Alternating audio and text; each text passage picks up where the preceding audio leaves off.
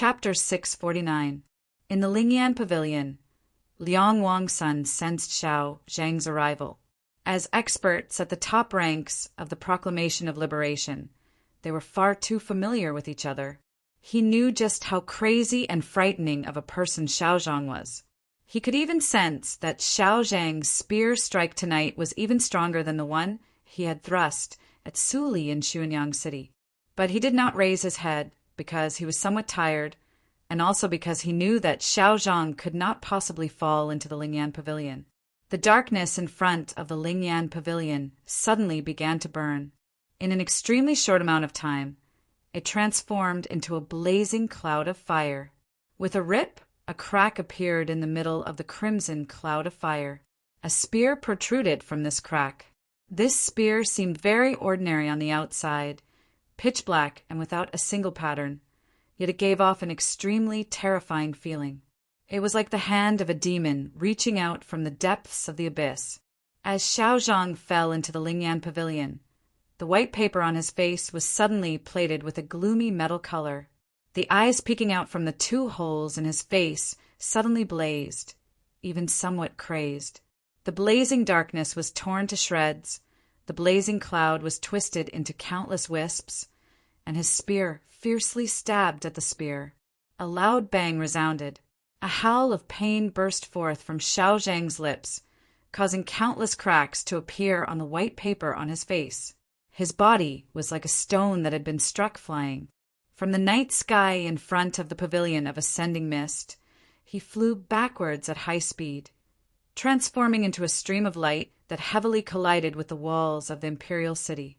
Countless cracks appeared on the thick walls of the imperial city, just like the white paper on his face. Countless fragments rustled down from these cracks. The blazing darkness gradually calmed down. There were no more flames, only a fiery light. This was the Red Cloud Qilin. Xue Xingchuan sat on the Red Cloud Qilin, watching Xiao Zhang slide down from the walls of the imperial city to the ground, his expression indifferent. The fragments that fell from the cracks in the walls fell on Xiao Zhang's body. He used the spear to prop his body up, and the fragments of bricks on his shoulders fell once more, just like the blood he had spat out. He used his somewhat trembling left arm to wipe the blood from his face and looked at the Lingyan Pavilion several hundred zhang away. His expression was extremely complicated, somewhat reverent, somewhat fearful, and extremely excited. As expected of the second divine general of the continent, Xue Xingchuan's strength was truly too strong, so strong that even he found it hard to endure. But the emotions in his eyes were not completely because of Xue Xingchuan. Most of it was because of the seemingly ordinary spear in Xue Xingchuan's hand. Frost God's spear. Xiao Zhang stared at the spear in Xue Xingchuan's hand and shrieked. His eyes were blazing, and his voice was trembling like boiling tea. Frost God's spear, the divine weapon that accompanied Emperor Taizong back then, number 1 on the tier of legendary weapons. Xue Xingchuan's strength was truly too strong. He was even stronger than the rumors, ridiculously strong. The array pivot of the imperial design was in the imperial palace. The divine empress had Xue Xingchuan guard the imperial palace precisely because she had absolute confidence in him. Tonight, all the experts of the divine domain that had come to the capital had been drawn to the vicinity of the mausoleum of books by the divine empress. Even if an expert of the divine domain used the darkness to sneak in, they would still be incapable of avoiding the imperial palace's heavenly slaughter array. As for experts below the divine domain, no one was a match for Xue Xingchuan. Xiao Zhang's crushing defeat in one move was proof of this. And now, the Frost God's spear was also in his hands. He even had the strength to fight against an expert of the divine domain. Now, unless Wang Pa also came and held Zhou Dufu's having blade, there was still a sliver of a chance. But everyone knew that Wang Pa could not appear tonight because he did not like the Tianhai divine empress's tyranny, but he also had an unresolvable 1,000-year-old grudge with the Qin imperial clan. No one could defeat Xue Xingchuan with the Frost God's spear, so no one could break the imperial design. The situation in the capital would always be under the divine empress's control. No matter how one looked at it, this was a situation that could not be resolved. Xue Xingchuan dismounted from the red cloud qilin and patted its back, indicating that it should leave. A streak of fire illuminated the darkness. The red cloud qilin left the battlefield and went to some place in the palace to await its summons. Xue Xingchuan stood at the bottom of the long steps of the Lingyan Pavilion, calmly gazing at Xiao Zhang and Xiao Da, these two experts of the proclamation of liberation. He slowly raised the frost god's spear in his hand. The several thousand soldiers on the imperial city raised the divine crossbows in their hands, preparing to unleash a fierce rain of bolts. Suddenly, Xue Xingchuan's brow creased and his complexion subtly changed. "My apologies." Xiao Zhang's voice pierced through the blood-splattered white paper, seeming exceptionally cold and terrifying. "I am not your match, but tonight is not a contest." Xue Xingchuan's complexion changed once more upon hearing these words, and his eyes became as cold as a glacier. Xiao Da knelt on one knee and suddenly slapped the ground with his palm. The stones on the ground were completely shattered and then shot into the air. At the same time, he used his final magical artifact. A furious qi followed the stones and spread in every direction, stirring up countless clouds of dust and instantly obscuring the scene on the battlefield. An extremely violent roar sounded from within the smoke and dust. It was Xiao Zhang's voice. In the imperial city, shrouded in both darkness and dust, footsteps like the drums of war resounded. Xiao Zhang began to charge, like a fierce horse, smashing through the dust and debris, tearing through the darkness. In the blink of an eye, he had arrived in front of the Lingyan Pavilion. With a boom, the tip of his spear seemed to explode with a spring thunder as it stabbed at Xue Xingchuan's face. Xue Xingchuan grunted, true essence violently surging out. With a flick of his wrist, the frost god's spear cleverly chopped down. There was a crisp clang, like someone striking an ancient bell that had been around for thousands of years. The frost god's spear glowed in the dust of the night, like a faint sun in the autumn sky, brimming with a desolate and somber aura. This spear simultaneously contained an indescribably lofty concept and an unimaginable imperial pressure. Even Xiao Zhang could not avoid this spear and was struck to the ground. Several strange, ear-piercing pops resounded from the steps of the Lingyan Pavilion. Xiao Zhang's hands gripped the spear's head and tail, holding it horizontally towards the sky. The middle section of the spear was already bent. His two arms were also bent. His knees were also bent. His knees were bent to the ground. The stones on the ground were shattered. His knees were shattered. His wrists were shattered. Blood spurted from every part of Xiao Zhang's body, including his lips, forming a ball of blood in the darkness. But to everyone's horror, even after suffering such heavy injuries and withstanding the pressure of the frost god's spear, Xiao Zhang still did not completely collapse. Just what was he holding on for? He clearly knew that he was no match for Xue Xingchuan, so why had he once more charged at Xue Xingchuan? At this moment, Xue Xingchuan's complexion changed once more. This was already the third time. Unlike the previous two times, this time, Xue Xingchuan's expression underwent an even greater change. His eyebrows rose, seeming especially angry, his complexion extremely unsightly, as if somewhat bewildered. His eyes were somewhat perplexed, as if not daring to believe, and then a mouthful of blood spurted from his lips. That blood was green, just like the pupils of his eyes, which were also currently turning a faint green, and just like his eyebrows and hair, blown away by the night wind, all of them were green. Xue Xingchuan had been poisoned. He could clearly sense tens of thousands of small knives incessantly scraping and stabbing at his meridians. His true essence was currently leaving his body at an unimaginable speed, leaking out into the world. What sort of poison was this? How could it actually injure him?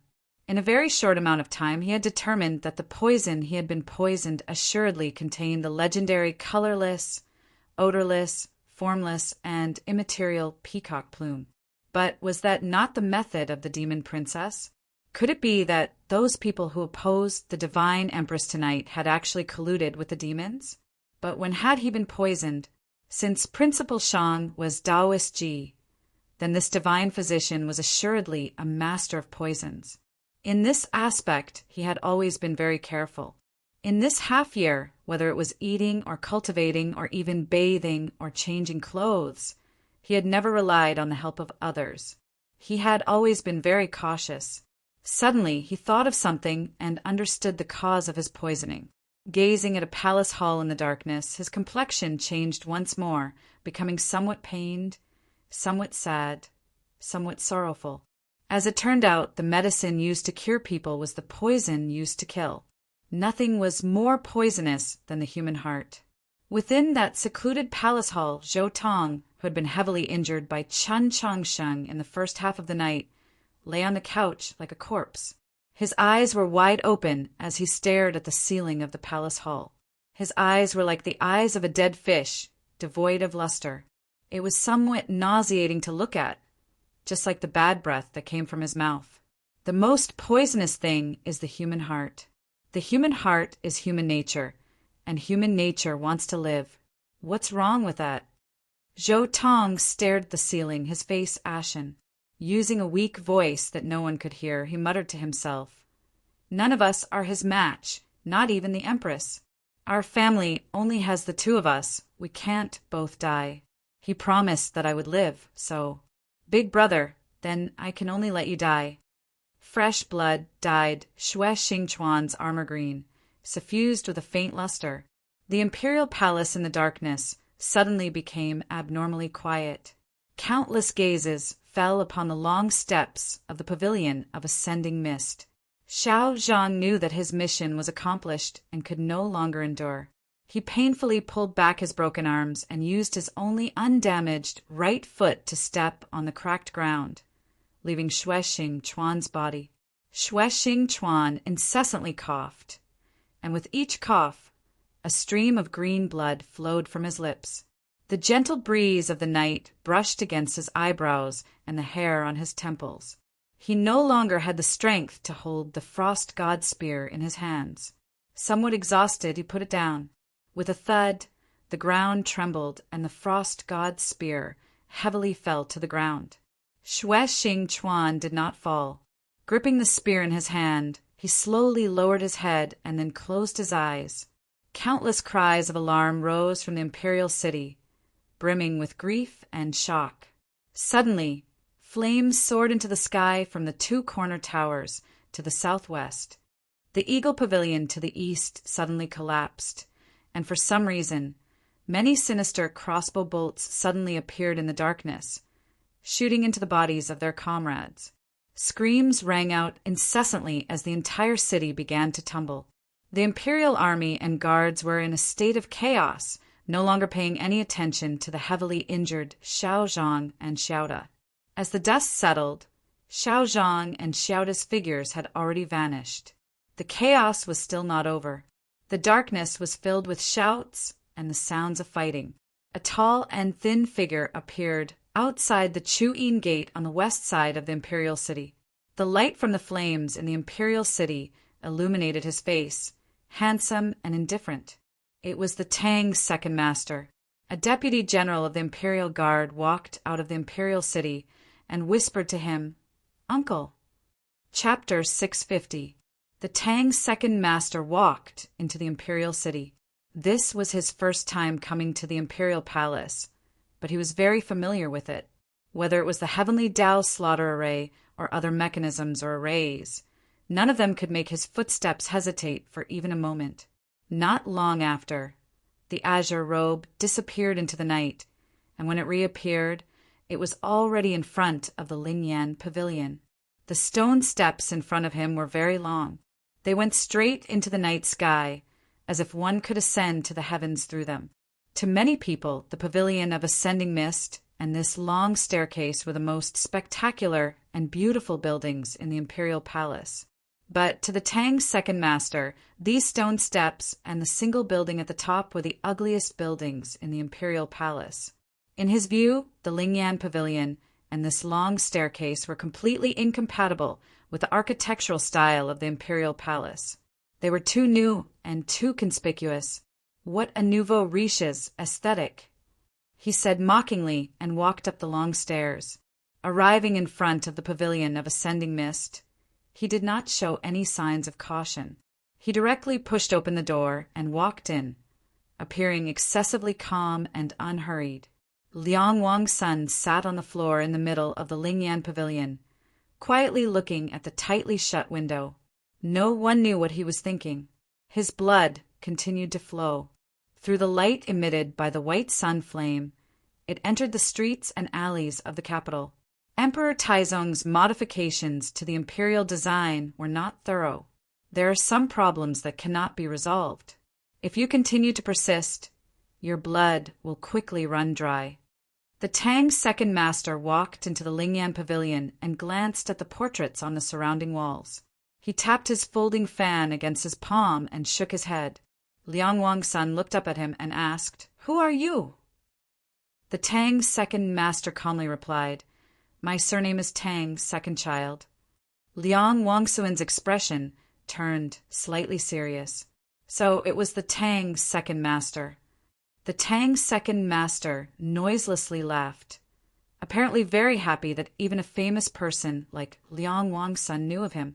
Then his smile suddenly disappeared, and he said expressionlessly, "Since your highness knows me, then you should also know that you are not my opponent." Liang Wang's son calmly gazed at him and said, "Other people might not know how terrifying the Tang second master is, but how could I not know?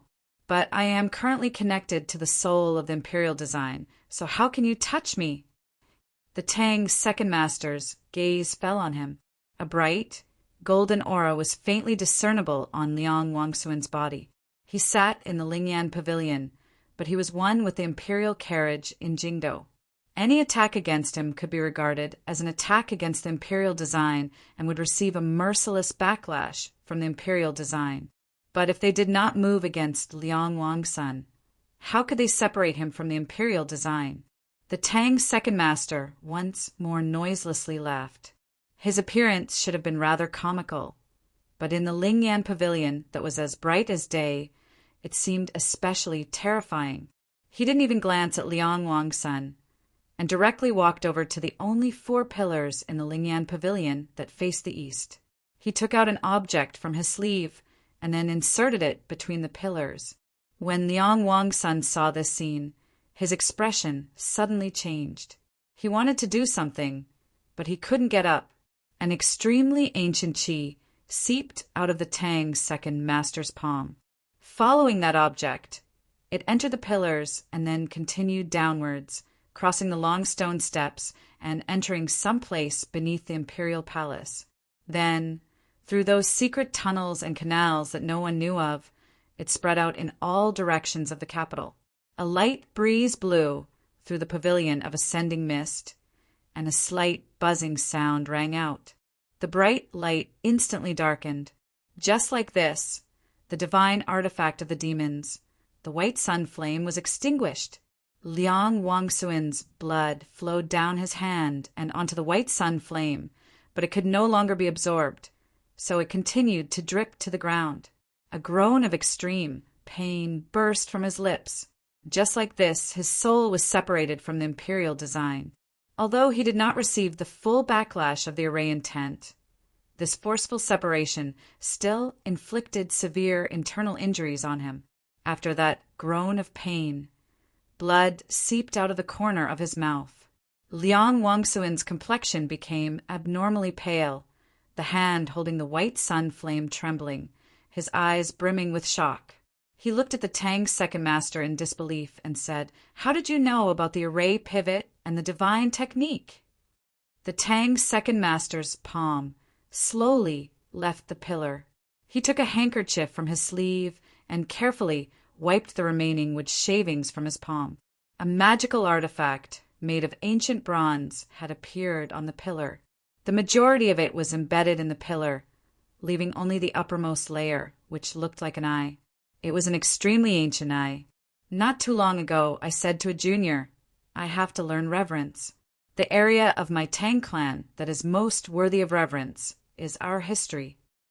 He looked at Liang Wang's son and said, whether it's the Chun clan or your Liang clan, both of you believe that this great array in the capital belongs to you.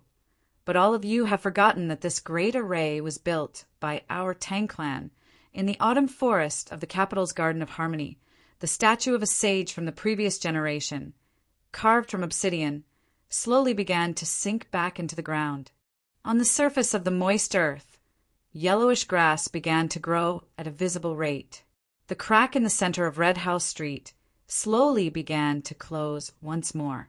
The scorching chi seeping out from its depths was gradually cut off, and the wind grew fiercer and fiercer, howling like howls of despair and unwillingness.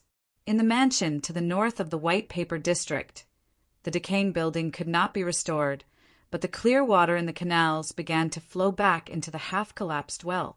On the surface of the mound to the north of Achievement of Merit, the verdant pine trees once more stood up from the earth, the white bones and corpses covered up. Lightning incessantly descended, and that golden luster that soared into the sky was once more dyed with a venomous chi. It no longer possessed its former majesty and divinity, and everything returned to silence. In the end, it was still a great tomb that no one knew about. The light that had been seeping out of the Lingyan Pavilion suddenly vanished, returning to the darkness, just as it had for the past 1,000 years. The awe-inspiring array in tent that enveloped the entire capital gradually dissipated from the world. The turmoil that had been forcibly suppressed in the darkness for so long was gradually about to surface. The Prince of Liang was anxiously hiding in the estate outside the imperial palace. The other princes of the Qin clan, on the other hand, were hurrying to the residences of the disciples and old friends of their fathers. The various ministries and monasteries of the great Zhou imperial court were all in a strange silence. No one knew what sort of change would occur in a little while. The Ivy Academies were also in a state of absolute silence. Whether it was the cavalry of the imperial court or the orthodoxy, they had all withdrawn to places where the situation was even more tense. No one knew that the principal of the Heavenly Tao Academy, Zhuang Jihuan, was currently in the state of the Minister of Rites. The Minister of Rites, who had only displayed his true inclinations in the Battle of the Bridge of Helplessness, possessed a very high prestige in the imperial court. Thus, although he had endured extremely bitterly for the past year, the Divine Empress had not treated him as she had treated other officials, directly driving him out of the imperial court and even granting him death. Perhaps it was because of this reason that his attitude was not as fierce as many people thought it would be. If it's possible to not have people die, it's best if no one dies. If it's possible to have fewer people die, then it's best to have fewer people die. The Minister of Rites took out a thick stack of paper from his sleeve and placed it in front of Zhuang Jihuan. I've guarded the imperial court for 200-some years, guarding for the clouds to part and the moon to shine, not for a single dynasty to gain power and for blood to flow. I have deep respect for the Empress, and I also have pity for those officials. Not everyone is Zhou Tong, not everyone is Qing Jun, not everyone is a thief. Ever since Zhuang Huanyu had committed suicide, Principal Zhuang, who had lost his only son, had become even more taciturn. Tonight was no exception. He took the stack of paper, glanced at the names on it, then turned and walked out of the estate. He did not make any promises to the Minister of Rites. The Minister of Rites looked at his back and sighed. He knew that after tonight, whether the Divine Empress won or his side won, they would assuredly welcome an extremely desperate situation. Tonight, the situation in the capital was abnormally tense, but also exceptionally strange. Of the factions that could exert sufficient influence on tonight's situation, there were still some that had not made their voices heard. The silence of the Li Palace perhaps meant that the Pope was still hesitating, just like that green leaf still swaying. but the Tianhai clan that had operated in the capital for many years, that had great power in both the military and the imperial court. Why was it still maintaining its silence? In the darkness around the Tianhai clan's estate, an estate were hidden at least 10,000 some cavalry, as well as many cultivators, occasionally flying through the air. These cavalry and cultivators were all forces controlled by the Tianhai clan. The problem was that these forces should have appeared in the imperial palace, in the manors of the various princes and dukes, and in the various departments of the imperial court. They should not have remained here. Moreover, this silence had already persisted for a very long time, with no signs of moving. This so-called silence was actually only for the outside world. Many things had already occurred within the Tianhai clan's estate and estate. These things were very bloody, very cruel, because the two sides in the struggle were clansmen, family, relatives, father and son. The blood on the floor of the courtyard was particularly dazzling in the light of the lanterns. Tianhai Xingxue narrowed his eyes, but he still felt vexed and somewhat dizzy. In this period of time, one news after another arrived. A few juniors of the Tianhai clan that had not obeyed orders and insisted on sending out soldiers had been cruelly suppressed by the clan head's strength. His cousins had probably already been subdued, perhaps even killed. His own younger brother had just had one of his arms cut off by his father, right before his eyes. Why? He raised his head to look at his father, his voice trembling as he asked, "Why do you have to do this?" "Why what?" In the spacious hall, the chair seemed particularly lonely. Tianhai Chenwu also seemed very lonely as he sat in the chair, but this did not cause his expression to change in the slightest. He looked at his son and expressionlessly asked, "Just what do you want to know?" "There are many things I want to know." Tianhai Xingxue angrily yelled, "Just what do you want to do?" After experiencing the turmoil and bloody suppression of the first half of the night, there was no one else present, only father and son, so lonely that it made one's heart palpitate. The leader and I are both sick. I've caught a cold and my entire body aches. This holiday has been a good one. I hope that I can get better as soon as possible so that it doesn't affect my work in the next few days. Chapter 651. If you want to ask why we did not appear in the Mausoleum of Books, that's because a battle on that level is no longer something I can participate in, much less you. Tianhai Chenwu stood up from his chair and slowly walked to the door. After a moment of silence, he said, "As for this war in the capital, since I've already made up my mind, I will not change it. My Holiness has so easily made your decision, so how can we so easily accept it?" Tianhai Xingxue's face was as pale as snow. "I am the head of the Tianhai clan. My decision represents the will of the Tianhai clan. My Holiness must not forget that the Tianhai clan is the Tianhai clan because the Empress is surnamed Tianhai. But you must also not forget that saying that has been circulating on the continent for a long time. Tianhai is Tianhai. The Tianhai clan is the Tianhai clan." Tianhai Chenwu looked at his son like he was looking at an idiot and harshly yelled, "Why should I have the Tianhai clan accompany her in death?" Tianhai Xingxue gave a somewhat absent-minded laugh. "Could it be that my Holiness believes that if the Empress is no longer here, our Tianhai clan can continue to exist? A truly intelligent person will never deny the existence of any possibility." Tianhai Chenwu gazed at the Mausoleum of Books under the night sky, the corners of his eyes twitching. He took in a deep breath and forced himself to calm down. With a slightly hoarse voice, he said, "His Holiness the Pope and Principal Shang swore an oath to the starry sky to make a promise to me. They have no leeway to renege on it. If the imperial court wants to stabilize as quickly as possible, it needs our existence." Tianhai Xingxue painfully said, "Father, you shouldn't be such a naive person. How could you be so muddle-headed?" "Naive? Muddle-headed?" Tianhai Chenwu laughed involuntarily, a tinge of pain and hatred flashing through his eyes.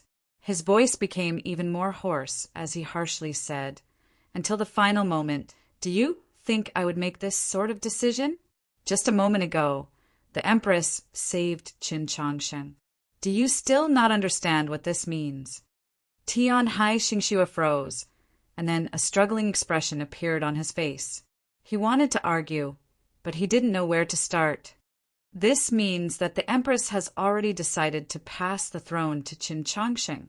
But news just came from the Mausoleum of Books that Qin Chongsheng is not Crown Prince Xiaoming. Is that important? No matter who Crown Prince Xiaoming is, the Empress has never thought about passing the throne to me. Tianhai Qinwu's voice became even colder. This being the case, why should I let the Tianhai clan shed blood for her? Tianhai Xingxue was still unable to accept it, saying, even if that's the case, could it be that you can ascend to the throne afterwards? No. The only one who could ascend to the throne was still that Crown Prince, Xiaoming, whose whereabouts were unknown. Principal Shang has planned for so many years that he would never allow anything else to happen. The Prince of Xiang can't, the Prince of Zhongshan can't, and Sir also has no hope. So what difference does the situation make? The difference is that if the Empress wins for the sake of her son, she will definitely weaken us as much as possible in the next few years, perhaps even directly kill us. But if the Empress loses, if her son wants to rule this country under the gaze of 17 princes, he will have no choice but to need our Tianhai clan as his arms. Tianhai, Qinwu's voice, was incomparably cold. After all, we are his uncle's family and I am his cousin. We are all family, aren't we? The rain over the capital had already stopped, but the torrential rain was still falling over the distant plains. Occasionally, lightning would flash in the night sky, clearly illuminating the figures of those red falcons flying back and forth. Suddenly, a bolt of lightning descended, and a rain of ballista bolts rose from the ground, flying in reverse with the torrential rain and shooting down a red falcon flying south. Soon after, thunder boomed from the rain clouds. With a rumble, the thundering hooves gradually came to a stop, replaced by the sound of ballista bolts flying through the air and countless clangs of metal. Similar scenes were taking place in many places, taking place in the armies preparing to return to the capital. The great Zhou army in the rain grew restless and then quickly fell silent, no longer making a single sound. Tens of thousands of cavalry had stopped advancing, pausing in the torrential rain. It was strangely quiet, and no one knew what had happened. At the very front of the cavalry of the great Zhou's Mount Song army that had returned from the Wusong mountain fortress was a carriage. With the support of a guardian, the old lady of the Mutuo clan struggled out of the carriage. Standing in the torrential rain, she gazed at the dense mass of cavalry in front of her. Where is your clan's general? The several thousand cavalry of the Mount Song army parted like a tide. The 7th divine general of the great Zhou, Tiansong, rode out from the rear on his black dragon horse. Seeing the elderly woman next to the carriage, divine General Tiansong slightly lowered his head, allowing the rain to wash his armor in silence for a very long time. In the end, he still dismounted from his horse and said stiffly to the old woman, "This child is fully armored and cannot bow to mother." It's already a time like this, so what's the point in caring about such unnecessary formalities? The old lady of the Mutuo clan was not angered by his attitude. Like an ordinary old woman, she muttered, "Your daughter is about to give birth, so why aren't you quickly following me home to take a look?" The Black Mountain Camp was the unit of the great Zhou army most skilled in defense. They were famed for their arrays and especially skilled at using magical artifacts. Normally, they guarded the capital and were deeply trusted by the divine empress. Some time ago, because the demon lord had left Xuelao City and ventured deep into Mount Han, the situation in the north of the continent was abnormally tense. The Black Mountain Camp had been called forward by the Ministry of the Army to defend the front line of Huaiyang County, but it was still not far from the capital. Of the several armies returning to the capital tonight, although the Black Mountain Camp did not have many cavalry, it was the fastest to reach the capital, until they were forced to stop by the torrential rain or some other reason in the highlands of Red Pine Valley. 30 li north of the capital. The torrential rain fell upon the makeshift tents with a boom. It did not sound like war drums, but more like leather bags filled with alcohol falling to the ground. The tent was filled with the smell of strong alcohol, but this did not mean that at this tense moment there were still people in the mood to feast. Rather, it was because some of the soldiers had suffered significant injuries and were currently receiving treatment. The commander of the Black Mountain camp was Divine General Wu Shuang. This divine general had an extraordinary background and an elegant demeanor. He was strict with his subordinates, but not harsh. He was fair in reward and punishment, and had a certain degree in reward and punishment. He was deeply loved and respected by the soldiers under his command. If someone had the intention to harm him, let alone being injured, even if they were beheaded, his personal soldiers would still ensure his safety. But tonight's situation was different. Those personal soldiers could not fight to the death with their opponents. Divine General Wu Shuang's face was as white as paper. It was obvious that he had suffered significant injuries. His face was like frost, cold to the extreme. His gaze flitted across those guardians that he had grown up with, ultimately resting on his father. He became agitated and wanted to stand up, but he was restrained by a magical artifact, unable to move. He angrily roared, "The Empress has always been gracious to me. Father, by doing this, aren't you making me unjust?" The head of the Wu family looked at his son and said, "The Empress truly does trust you, but has she ever trusted your family in the slightest?" Wu Shuang's expression did not change. He sternly said, "The Empress has treated me well. I cannot let her down." The head of the Wu family's expression also did not change. He indifferently said, "So, as your father, I will not let you do anything that would betray your heart. Right now, you have the heart, but you have no power." Wu Shuang thought of how his father had led the guardians to ambush him and restrain him, and his expression became even more unsightly. The head of the Wu family calmly said, "Let it go. The Empress previously saved Chen Chongqing in the Mausoleum of Books, which directly led to the betrayal of the Tianhai family. Did she not think of this? But why does she still insist on doing this? Because she is Chen Chongqing's mother. Then, do you think I would harm you?" After a fierce battle, the reinforcements from the Han Province army temporarily stopped at the Chengong Mountains outside the rain clouds. The sixth divine general of the Great Zhou, Tian Chui, stood on the corpse-filled battlefield, his two hands gripping the metal sword. Tensome streams of blood seeped out from the chinks in his armor. His eyes were wide open, brimming with rage. He looked at those subordinates that he had once fought shoulder to shoulder with on the battlefield, looked at those former schoolmates and harshly yelled, "Even if you can kill me, how can you convince the masses? 7 armies have returned to the capital. Even if you kill us generals, how can you make the soldiers obey your orders?" The several dozen people surrounding him suddenly parted. The principal of Star Caesar Academy, Chen Guansong, slowly walked over from the foot of the mountain. "Teacher, when did you leave the capital?"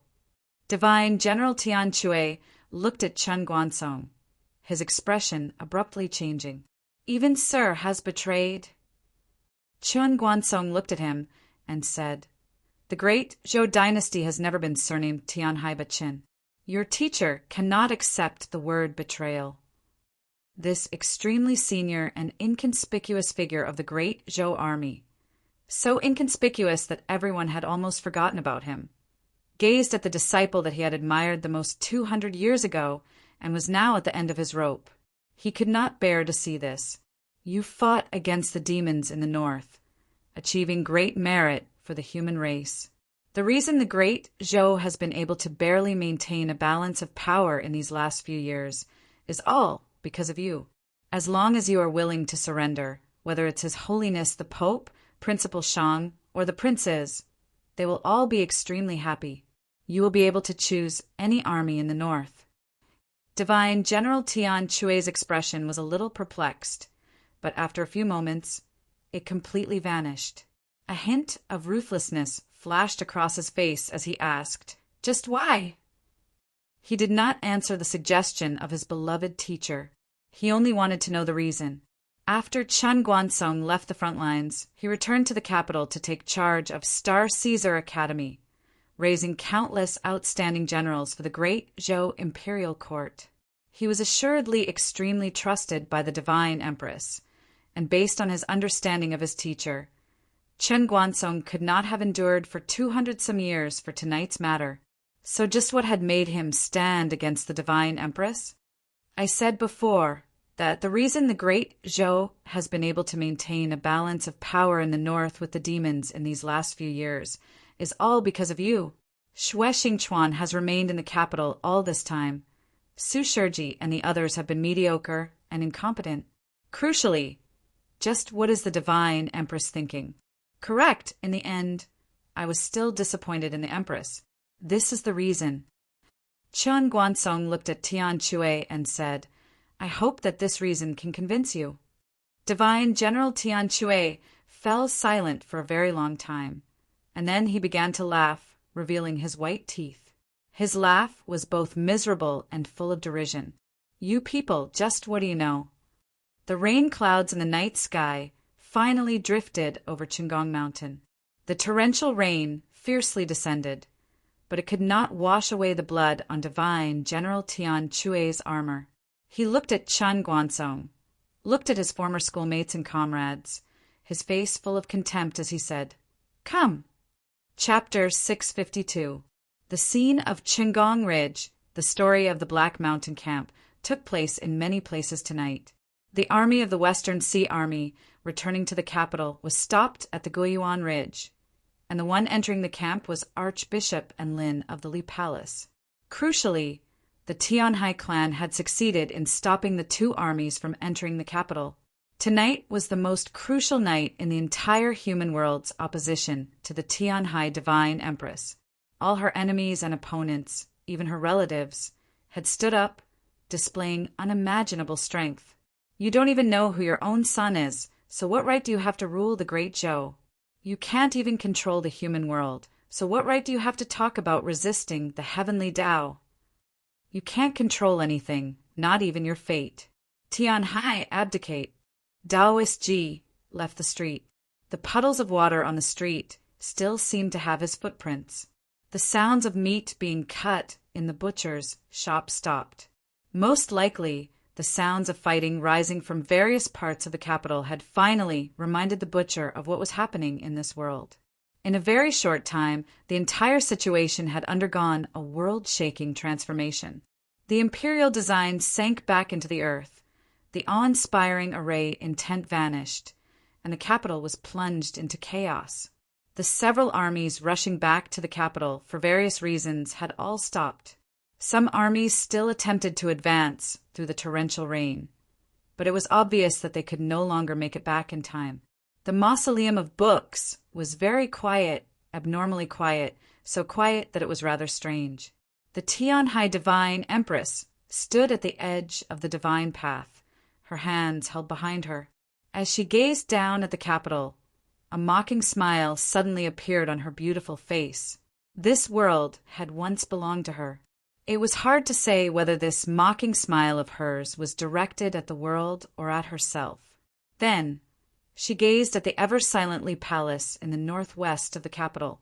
At this moment, the voice that countless people had been anticipating for a very long time finally rang out. The Pope's voice was very calm, but everyone could hear the disappointment and frustration within. We were all wrong. Only Mei-Lisha was correct. The Tianhai divine empress slightly arched her brows, clearly rather interested in hearing the rest.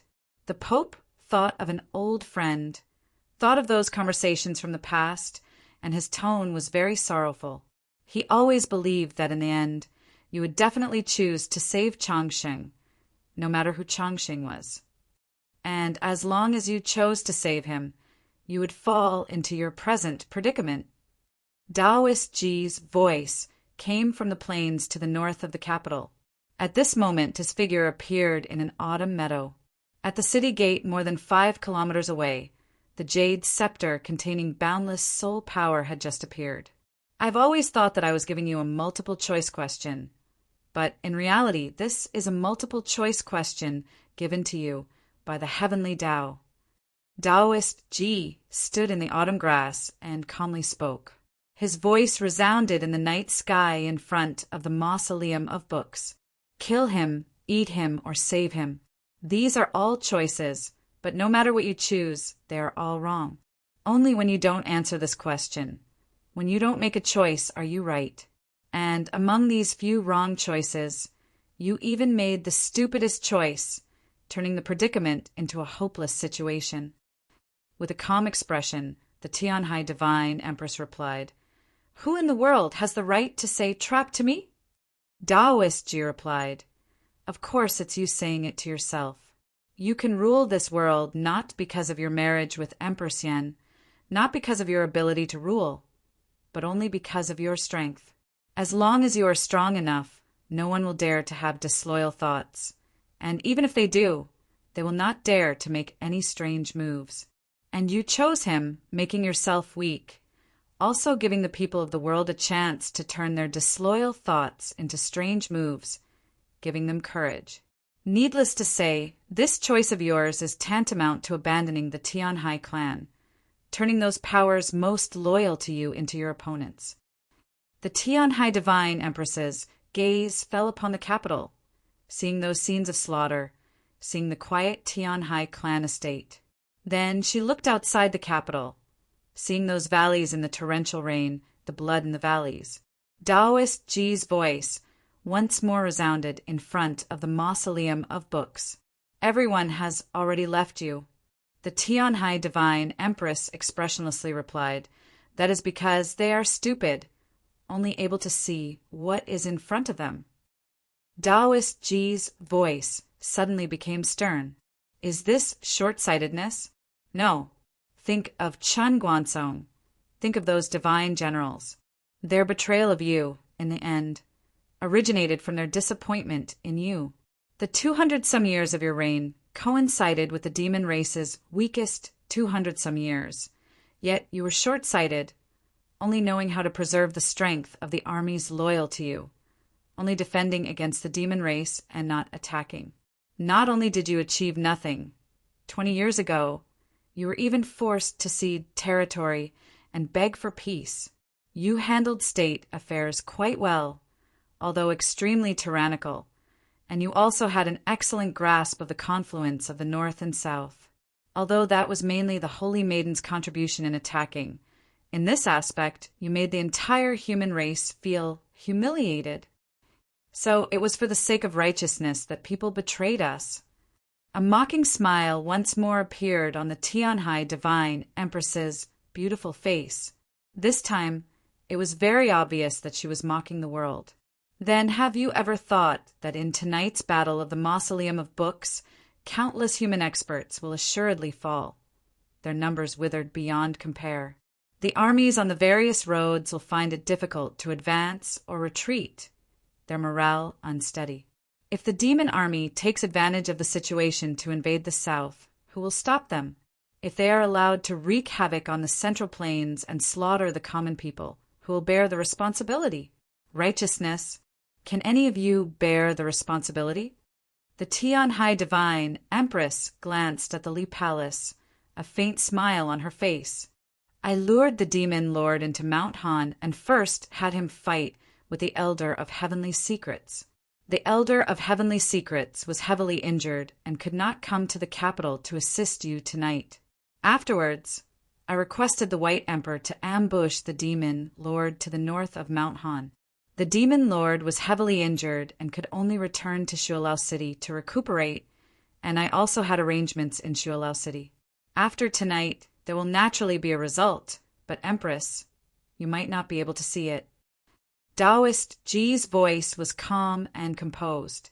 "I used 20 years to arrange tonight's scheme, so I naturally would not have missed anything. Empress, you need not worry." Hearing these words, Qin Changxing finally confirmed that his encounter with the demon lord in Mount Han was truly a trap set up by his master. His body became even colder, not because of the rain that had just fallen, nor was it because of the wind blowing through the peak. Every time he thought back to the scene when he saw that middle-aged scholar by the stream in front of the persimmon forest, he would feel very cold. His master had used his greatest secret to lure the demon lord to Mount Han, but he knew nothing about it. At the time he truly had almost died. That's right. My lady raised me for 10-odd years, so it's only worthwhile to use me a few more times. He muttered to himself, Your gaze has always been set only on the north. The Tian Hai Divine Empress gazed at the autumn plains to the north of the capital, a mocking smile appearing on her lips. In the end, your plan is still too small. No one could understand her words, whether it was her gaze or her plan. Taoist Ji had schemed for the scheme in the capital and had made other arrangements in Shualao City. No matter how one looked at it, it could be considered an extremely large plan. Yet to her, it could only receive such a scornful evaluation. Everything is an excuse. All of you just don't like a woman standing high above. You are like this, and Qin Guansong is also like this. The Tian Hai Divine Empress's gaze drifted even further away, her voice also drifting up. Only Qin Chongxing could hear her voice, because at this moment she was already disinclined to say anything more to the world. When she realized that those so-called enemies and adversaries were, as expected, a bunch of trash. To my astonishment, it's already been 2 months since I've stopped updating. Just what is wrong with this world? In order to celebrate, I have another chapter tonight. In the next few days, I will be going to Shanghai for a book signing and an annual meeting. If I cannot update, I will let everyone know in advance. Chapter 653. 10,000 li away, in Xining's old temple, the night stream was silent. The Tian Hai Divine Empress gazed at the monk across the stream and said, You should be keenly aware of who I have always been wary of. The prayer beads in the monk's palm stopped moving, his eyes still closed. He indifferently said, They have never gone to the other side, so they naturally cannot imagine what you are thinking. She replied, I have also never gone. At this time, she was still at the peak of the mausoleum of books, but her gaze was tens of thousands of li away. No matter how far they were, as long as there was a connection of qi between the heavens and the earth, her soul could personally come. It was that she by the stream. The monk pondered this, then said, Reasonable. The Tian Hai Divine Empress asked him, Is this not the situation you most desired to see? The monk said, I never imagined what I might see in advance. The Tian Hai Divine Empress calmly gazed at him and asked, You are Crown Prince Jinqing's son? Grandson? A nostalgic look appeared on the monk's face. After a moment of silence, he softly said, Crown Prince Jinqing is my father. The Tian Hai Divine Empress arched her brows and asked, We do not understand why your descendants would ally with him. After all, he is Emperor Taizong's black dog. The monk slowly said, No amount of resentment can surpass time and the desire to return home. We want to return. The Tian Hai Divine Empress asked, But have you ever thought that you might be the forerunners of the other race? After a moment of silence, the monk shook his head. The descendants are not other races. This is our homeland. No one has the right to stop our return. The Tian Hai Divine Empress asked, Do you dare to confirm that the other races on that continent will not have disloyal thoughts? The monk fell silent, no longer speaking. The clear water of the stream had long since been frozen by the souls of these two powerful figures. The lotuses formed from blood floated east and west on the surface of the water. The trees by the stream were sometimes still and sometimes moving in the wind. After an autumn rain and a chill, the grass that had still been green yesterday was now completely yellow. Taoist Ji stood in the grass up to his knees, sensing the distance between him and the black jade Rui. He once again gazed at the mausoleum of books and said, Abdicate, just like Su Li leave this world. The Tian Hai Divine Empress drew back her gaze from the stream tens of thousands of li from Xining village and said, These sons of mine want to become emperor. Qin Guansong wants to leave his name in the annals of history. Ian is trapped by the word salvation. The White Emperor wants to battle with the Demon Lord. But what about you? I still don't understand what you're trying to achieve by doing so much.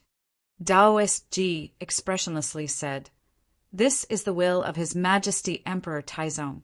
Moreover, you promised me and junior brother that you would return the throne to the Qin clan." The Tian Hai Divine Empress replied, "I only have one son. He suffered the wrath of the heavens, and in my womb his son Wheel was destroyed."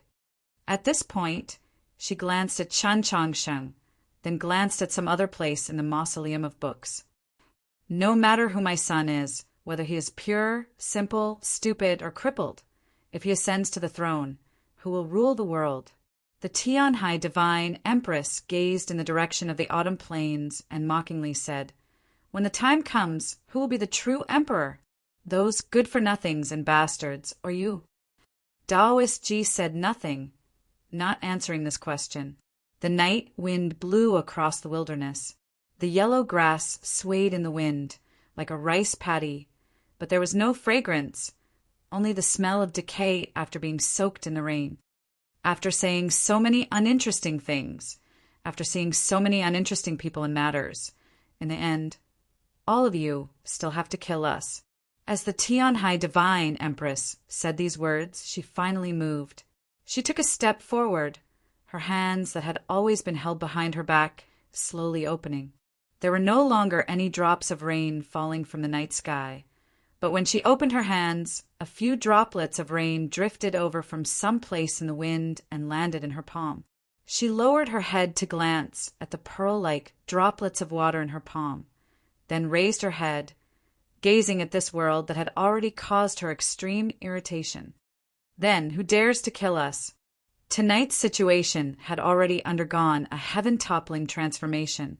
The imperial design was silent. The sounds of killing rose from all over the capital, and fire and smoke would occasionally rise. In the distant plains, some armies were as still as statues guarding a tomb, while some armies were still in turmoil. This world had already broken free from the Tian Hai Divine Empress's control. Even those ministers most loyal to her and members of her family had chosen to abandon her. There was no question that the situation she faced was already extremely vile, yet she was completely fearless. She looked at the supreme experts surrounding the mausoleum of books, looked at all the enemies of the world, and said these words, "Who dares to kill us?" These 4 words were truly tyrannical to the extreme, arrogant to the extreme. They echoed through the quiet streets of the mausoleum of books and the capital, not stopping for a long time, but no one dared to answer. After an unknown period of time, a voice finally rang out. It was the sound of stone being crushed, very much like the sound of teeth clashing, very much like the sound of bones bearing countless weights. Clack, clack, clack. Zhu Luo stood up from his wheelchair, his gaze moving up the white, divine path, ultimately resting on the peak of the mausoleum of books. "I'll do it." When he said these 3 words, there was no sense of impassioned emotion. They were very flat, light like water. Perhaps this was because he was keenly aware of what his end was, or perhaps it was because, after opening Su Li's letter in the Myriad Willows garden, he had always been waiting for this end. Zhu Luo, one of the storms of the 8 directions, the sect master of the emotion-severing sect, a powerful figure of Tianliang County. Just as Su Li had said in Xuanyang City, he could die, but he could not be defeated. Now that he had been defeated and crippled, how could he regret death? He had come to the capital tonight precisely to throw away his life. He wanted to use his death to obtain the greatest benefit for his clan and sect. "What do you want?" Daoist Ji's voice drifted over from the distance. It was no longer in the autumn plains to the north of the city, but seemed to have gone to an even farther place.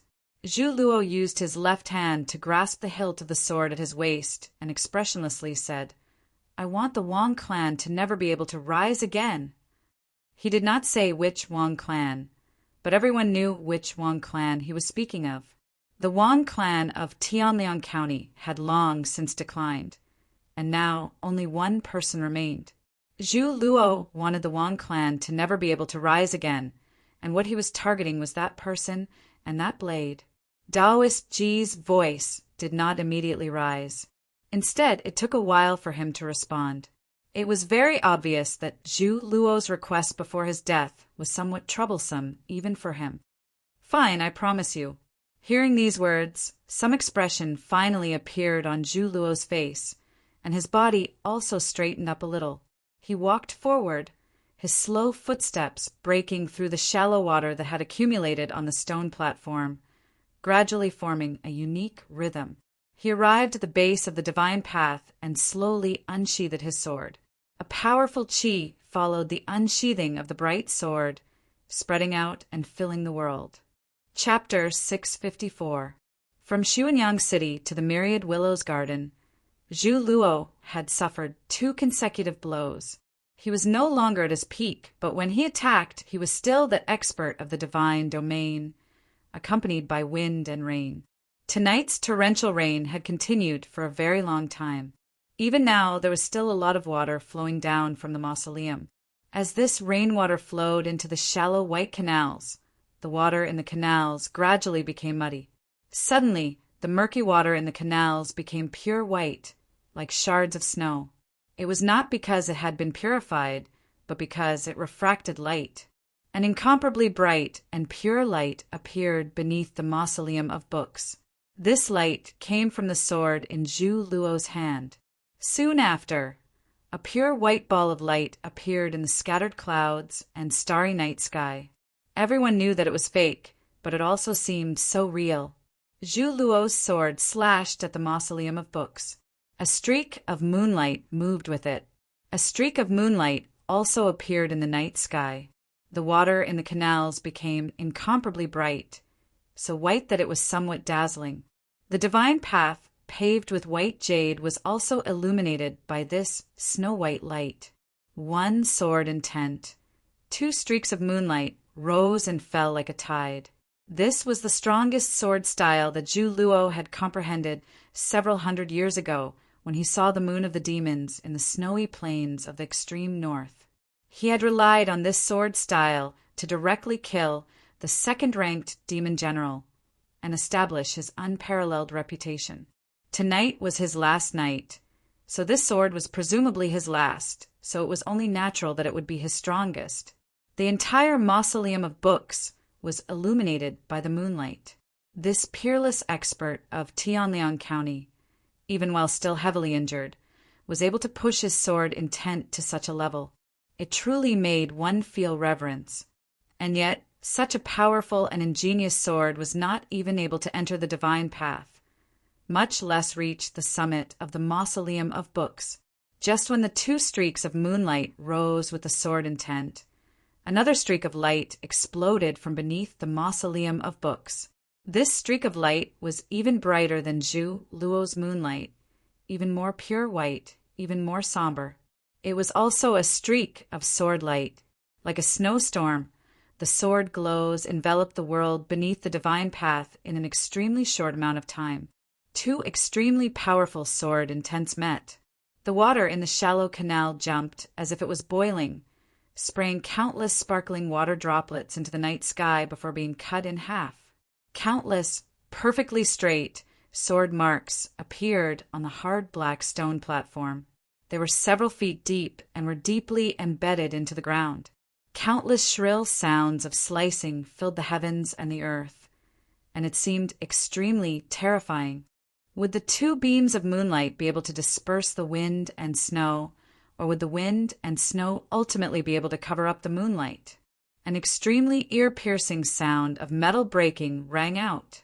The snowstorm raged, and the moonlight in the night sky was blown to pieces. The moonlight in front of the divine path was also annihilated. Zhu Luo's figure suddenly disappeared. The next moment he returned to his wheelchair. His face was very pale, and the sword in his hand was broken.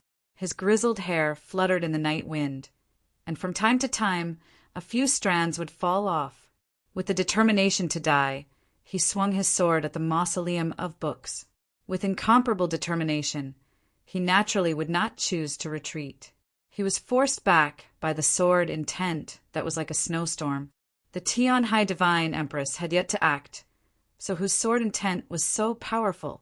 Zhu Luo's body slightly trembled, as if in the next moment he would be blown to the ground by the night wind. Guan Xingke glanced at him. Zhu Luo slowly shook his head and slowly sheathed the broken sword in his hand. He slowly raised his head and looked forward. He could have performed these actions more elegantly, but he did not. He only performed them very seriously and slowly because he knew that this was the last time he sheathed his sword. The snowstorm of sword intent gradually dissipated, faintly revealing the scene below the divine path. One could see that there was a pavilion there. A person sat in the pavilion.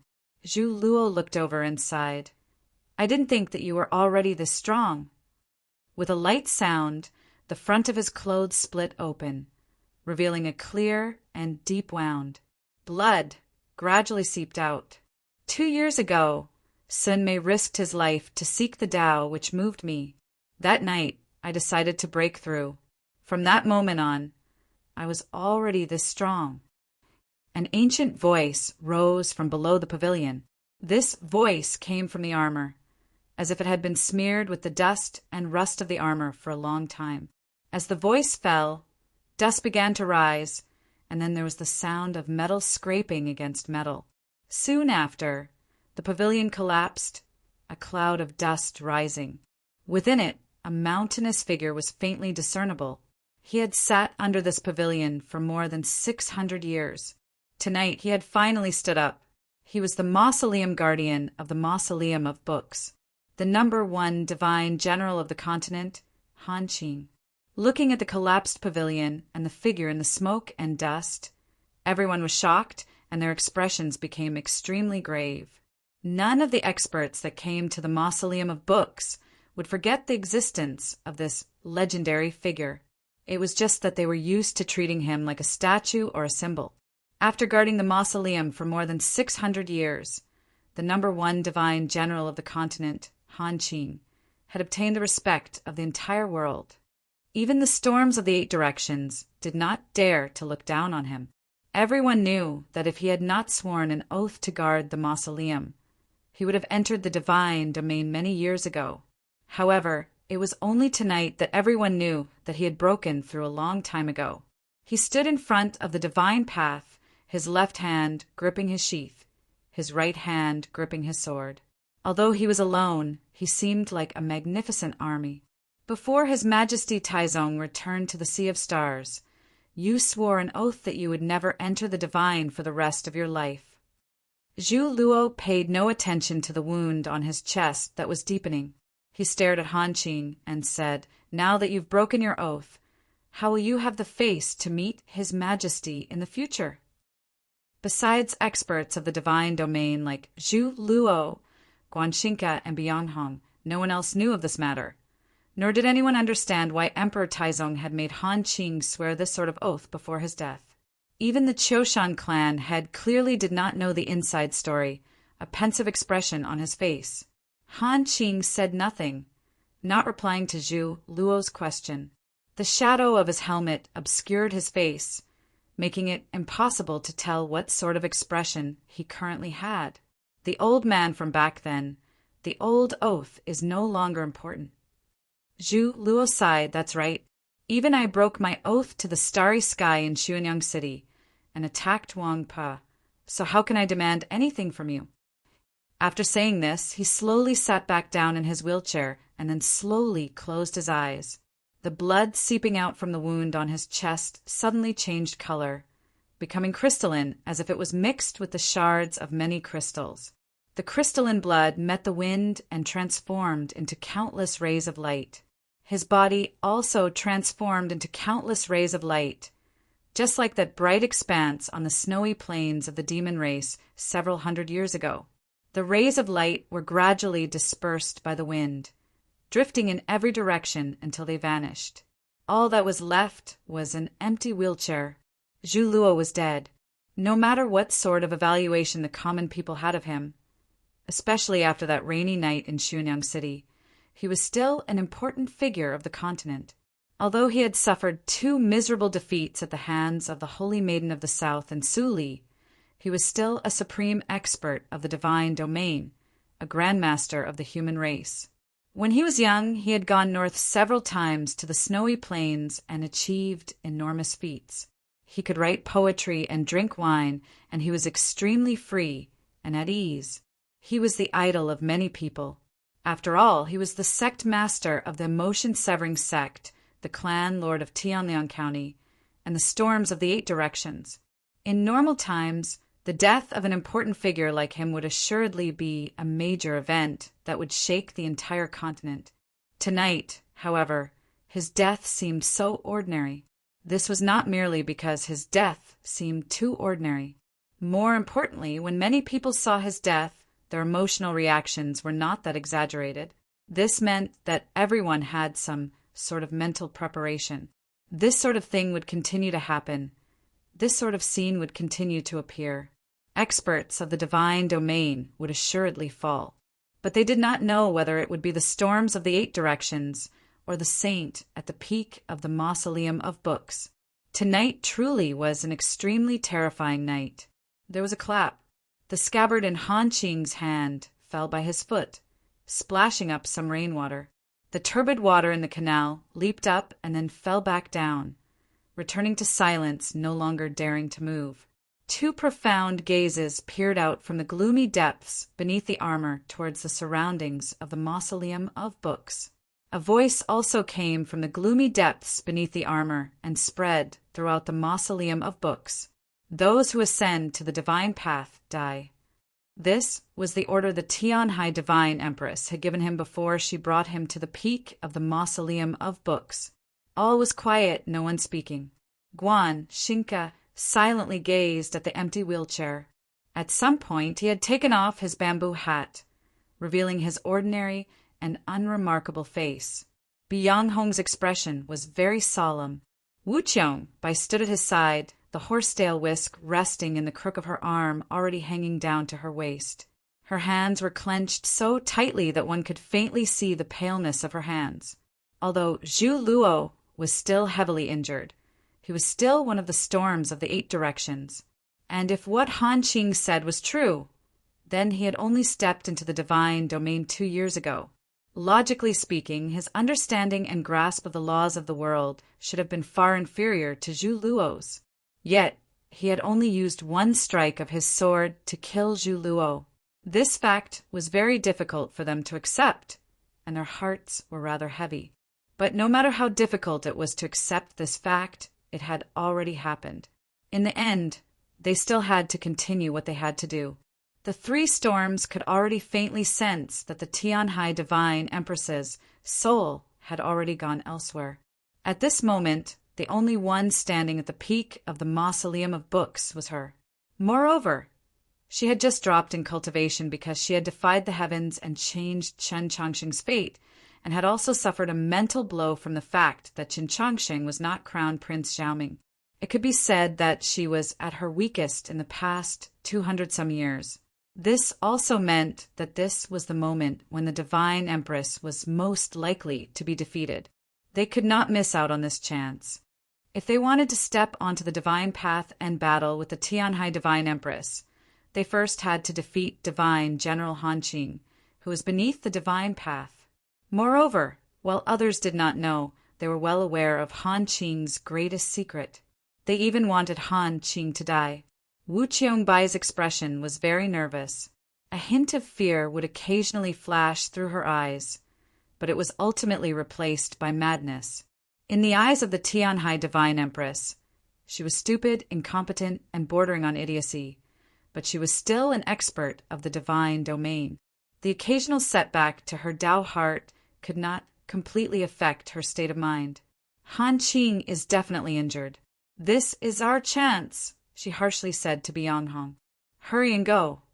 The little flower gently swayed under her pinky finger, its movements rhythmically swaying in the wind. Biang Hong said nothing, not listening to his wife's words. The rain had stopped long ago. The clouds parted and stars appeared. Suddenly, The vast sky of stars seemed to grow somewhat brighter. It gave one the feeling that the stars in the sky had gotten closer to the ground. Next to the wheelchair, Guan Xingke's figure was no longer there, only a bamboo hat in the rain. The sky of stars seemed both real and illusory as they arrived in the mausoleum of books. Following that figure, they swept towards where Han Qing stood. Han Qing slightly raised his head. The gloomy face that had been concealed by his armor for more than 600 years was finally illuminated by the starlight. It was an incomparably old face. Chapter 655. The sword rose, the sword fell, the wind and snow raged. Han Qing's sword was like the scenery on the snowy plains of midwinter, piercing into the starlight with extreme coldness. With countless clear, cracking sounds, countless stars were cut apart and chopped to pieces. These stars were not real, just condensed starlight, although they had been chopped to pieces by Han Qing's sword of snow and wind. They did not truly shatter. Instead, they became countless fragments of starlight.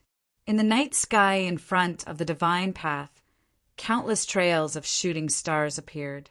At the very front of each trail was an extremely tiny fragment of starlight.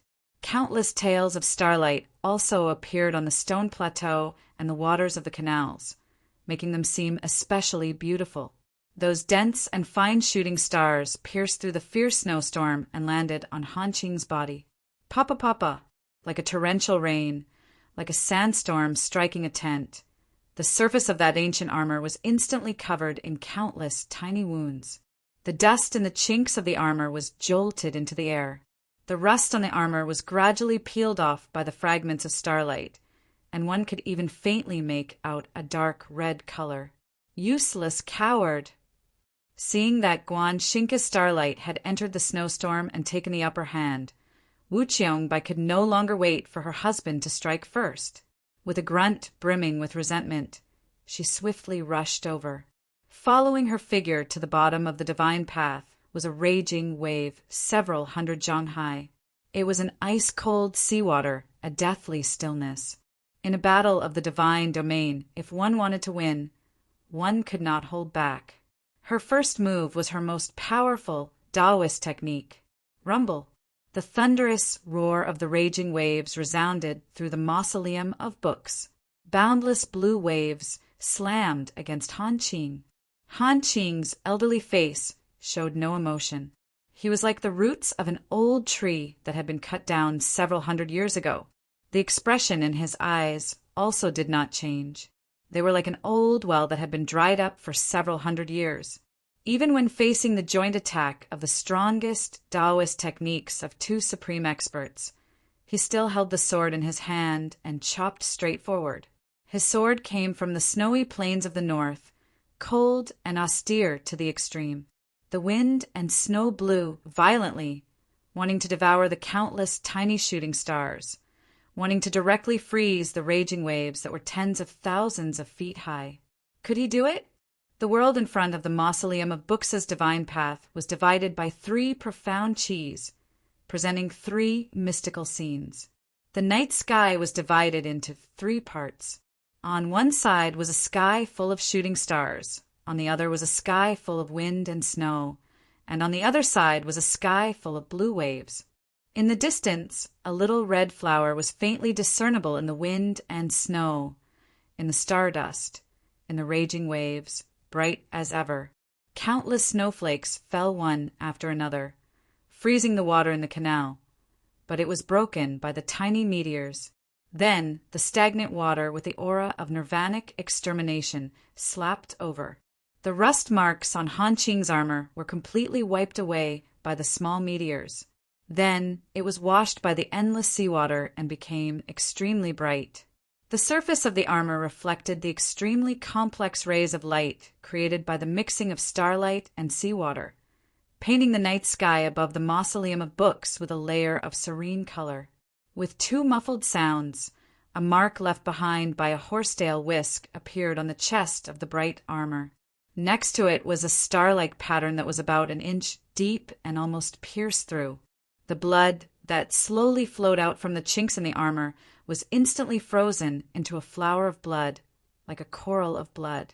When simultaneously confronting the strongest attacks of two experts of the divine domain, no matter how profound Han Qing's cultivation was, he was still forced into a disadvantageous position.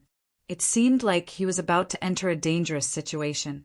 Yet behind the wind and snow, deep in the stardust, high in the blue waves, the little red flower continued to silently sway, clearly showing no intention of joining the battle. Byung Hung suddenly raised his head and gazed at the peak of the mausoleum of books. A look of astonishment appeared in his tranquil and clear eyes. The Tianhai Divine Empress stood at the peak of the mausoleum of books.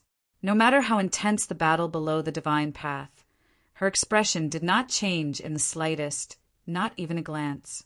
Her gaze rested on an extremely distant place, tens of thousands of li away. Her soul was also tens of thousands of li away, by the stream near Xining Village's old temple. The monk suddenly opened his eyes and gazed across. A night breeze blew through the trees, also ruffling the clothes of the peerlessly beautiful woman across the stream. The Tianhai Divine Empress stood by the stream, yet she also seemed to no longer be there. The monk slightly creased his brow. With a light wave of his sleeve, he threw the string of prayer beads in his hand into the stream. With a splash, the prayer beads fell into the stream, but they did not sink. Instead, they suddenly scattered into several dozen beads that shot out in every direction. Those blood lotuses swaying between the two chis, struck by the Buddhist beads, fiercely shook. As if pulled by invisible ropes, they slowly and arduously drifted to the other shore. He had sensed something, so he did not hesitate to give up his string of magical beads to lock down the star radiance around the stream and keep her soul here. The corners of the Tianhai Divine Empress's lips perked up, revealing a mocking smile. She also waved her sleeve. The gentle night breeze fell upon the stream. Those blood lotuses, drifting over, could no longer advance.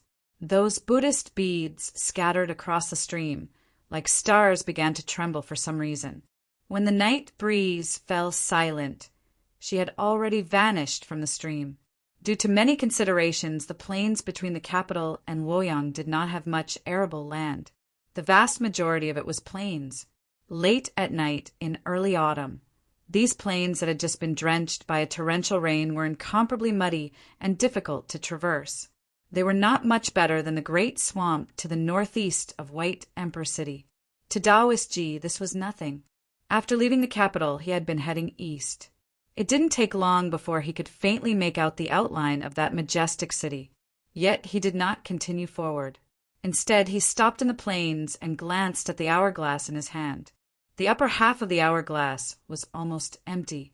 The flow of sand was very thin and seemed like it could be cut off at any moment.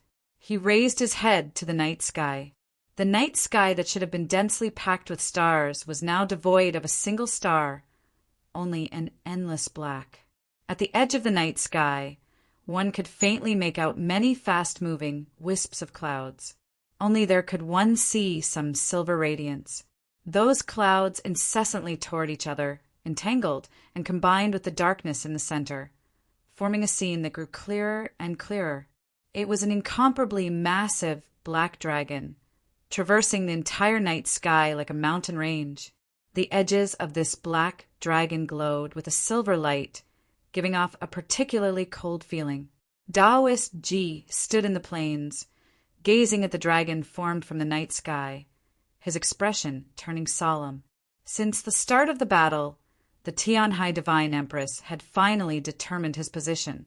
He could even clearly sense that Tianhai's soul was currently returning from tens of thousands of li away. Tianhai, at the peak of the mausoleum of books, was also withdrawing her gaze.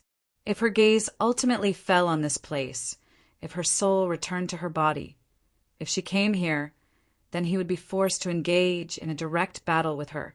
Even though she could be said to be at her weakest in the last 200 years, he still did not want to engage in a direct battle with her. 20 years ago, He had already received enough lessons. A clear light seeped out from the depths of his Taoist robe. This clear light was extremely profound and holy, simply incapable of being described with human language. His Taoist robe began to tremble, the cuffs of his sleeves trembling the most. With a rip, the cuffs of his Taoist robe split open, and tensome, extremely thin threads of cloth were pulled out by an invisible energy. In the night sky, tensome cracks appeared on the body of that black dragon that had clearly been formed from Taoist techniques, a clear light emerging from within. Her soul returned from tens of thousands of li away. The Tian Hai Divine Empress's phoenix eyes grew even brighter. She drew back her gaze from the distance, nor did she look at Luoyang, but at her feet. An extremely clear phoenix cry suddenly appeared in the mausoleum of books, resounding through the night sky. This phoenix cry was so tyrannical that besides it, all living things in the world actually dared not make a single sound. The Tian Hai Divine Empress vanished before Qin Changxing's eyes. Two black lights, like smoke and mist, suddenly appeared on the white divine path. The edges of the black lights cut through space, giving off extremely sharp screeches. These were the two wings of the phoenix. The Tian Hai Divine Empress had finally revealed her strongest side in front of the world. Nothing could be faster than her speed, whether it was sound, sight, or even thought. She did not go to Luoyang. Instead, like a black lightning bolt, she landed on the stone plain below the divine path. The pitch-black phoenix wings fanned the night wind, but they also thickened the darkness. In the pitch-black darkness, a pure white and sparkling finger extended out. This finger calmly and irresistibly destroyed all the wind, snow, meteors, and seawater before it, pointing at the Taoist nun's forehead. This finger abruptly appeared in the Taoist nun's eyes. Wu Qiangbai's eyes surged with panic. Her originally beautiful face became distorted from shock and fear. She shrieked in fear, her clothes violently flapping, stirring up ripples on the ground as she used the momentum to rapidly retreat. At the same time, the horsetail whisk in her hand madly danced in front of her, scattering wave after wave of deathly stillness. However, how could she avoid that finger? This finger was very steady, very calm. No flames could be seen on its surface, yet it possessed the world's hottest temperature. This was the true fire of the phoenix. With a hiss, the deathly stillness of the waves was instantly evaporated into white mist and then rapidly dispersed. The layers of water on the ground instantly evaporated and began to burn. The fire spread with incredible speed to Wu Qiangbai's feet, and with a boom, it ignited the hem of her Taoist robe. The finger continued forward, calm and steady, yet incomparably vast. Even if there were thousands of mountains and tens of thousands of rivers in front of it, it would still have to make way. Wu Qianbai watched as the finger got closer and closer, her face ashen and filled with despair. There was a light clap. A little red flower appeared in front of Wu Qiangbai's forehead. This little red flower was very soft, its petals lightly trembling in the wind. They were very bright, and a few drops of dew could even be seen on the petals. They were somewhat wet. The finger fell on the little red flower. The petals trembled, the dew visibly evaporating, but at a much slower rate than the dissipation of the waves. The true fire of the heavenly phoenix could burn away all things in the world. The petals gradually softened and then withered, seeming particularly weary. Ultimately, with a bang, they dissipated in the wind. The finger also disappeared at the same time, and no one knew where it went. Wu Qianbai looked in a certain direction and shrieked, "Run! The cold is so uncomfortable, I want to curse." Chapter 656. Wu Qianbai collapsed in the puddles on the ground. Her Taoist robe had been burned to shreds, her face pale, her entire body drenched. She looked extremely wretched, yet she could not care about these things, only desperately yelling. She knew that her husband had used the little red flower to save her life, assuredly paying an enormous price. The current situation was already very clear. The person the Tianhai Divine Empress wanted to kill had never been her, but him. Bi Yanghong heard his wife's words, and he naturally understood the situation even more clearly. The destruction of the little red flower had placed him at his weakest. But he could not leave, because the Tianhai Divine Empress had already come. Black phoenix wings appeared in the darkness like the shadow of death. Nothing could be faster than her, not Wu Qiangbai's warning or Bi Yanghong's thoughts. A pure white fist that seemed rather delicate appeared in front of Bi Yanghong. This fist seemed to contain all the power of the world, enveloping the surroundings. Bi Yanghong felt that no matter where he went, he could not avoid it, unless he went into the heavens or into the earth. But the earth was firm, and the seal of the mausoleum of books prevented even experts of the divine domain from flying. So how could he avoid it? His pinky finger lightly flicked, and a rope that had been tied to the little red flower began to swing. There seemed to be an invisible rope in the darkness, stretching from the starry sky all the way to the mausoleum of books and tying it to his body. His body began to fly upward in an incomprehensible manner. Just when his feet left the ground, the pure white fist arrived. It seemed like he had failed to gain anything. But in truth, this was a crucial moment, because the fist did not land on his face, but on his chest. At that moment, the rope tied to his pinky finger also swung in front of his chest. A thunderous boom exploded through the mausoleum of books. Countless cracks appeared on the stone plain, and all the water in the canals began to evaporate, transforming into mist. A clear path appeared in the mist, extending into the dark forest of the mausoleum of books.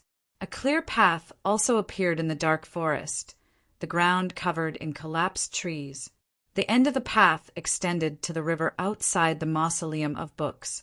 A large hole had appeared in the long dried bottom of the river, within which were several pieces of the imitation heavenly tone monoliths. Bi Yanghong lay in front of those broken stone monoliths, his chest caved in and his body covered in blood. Black phoenix wings scattered the darkness as a pure white fist once more appeared in the night sky, hurtling towards Bi Yanghong. It was clear that it was not prepared to give him a chance to catch his breath. Wu Qiangbei screamed and madly charged in that direction. The snowstorm and the meteors were still facing each other at the end of the divine path. A hint of harshness appeared on Guan Xingke's plain and unremarkable face.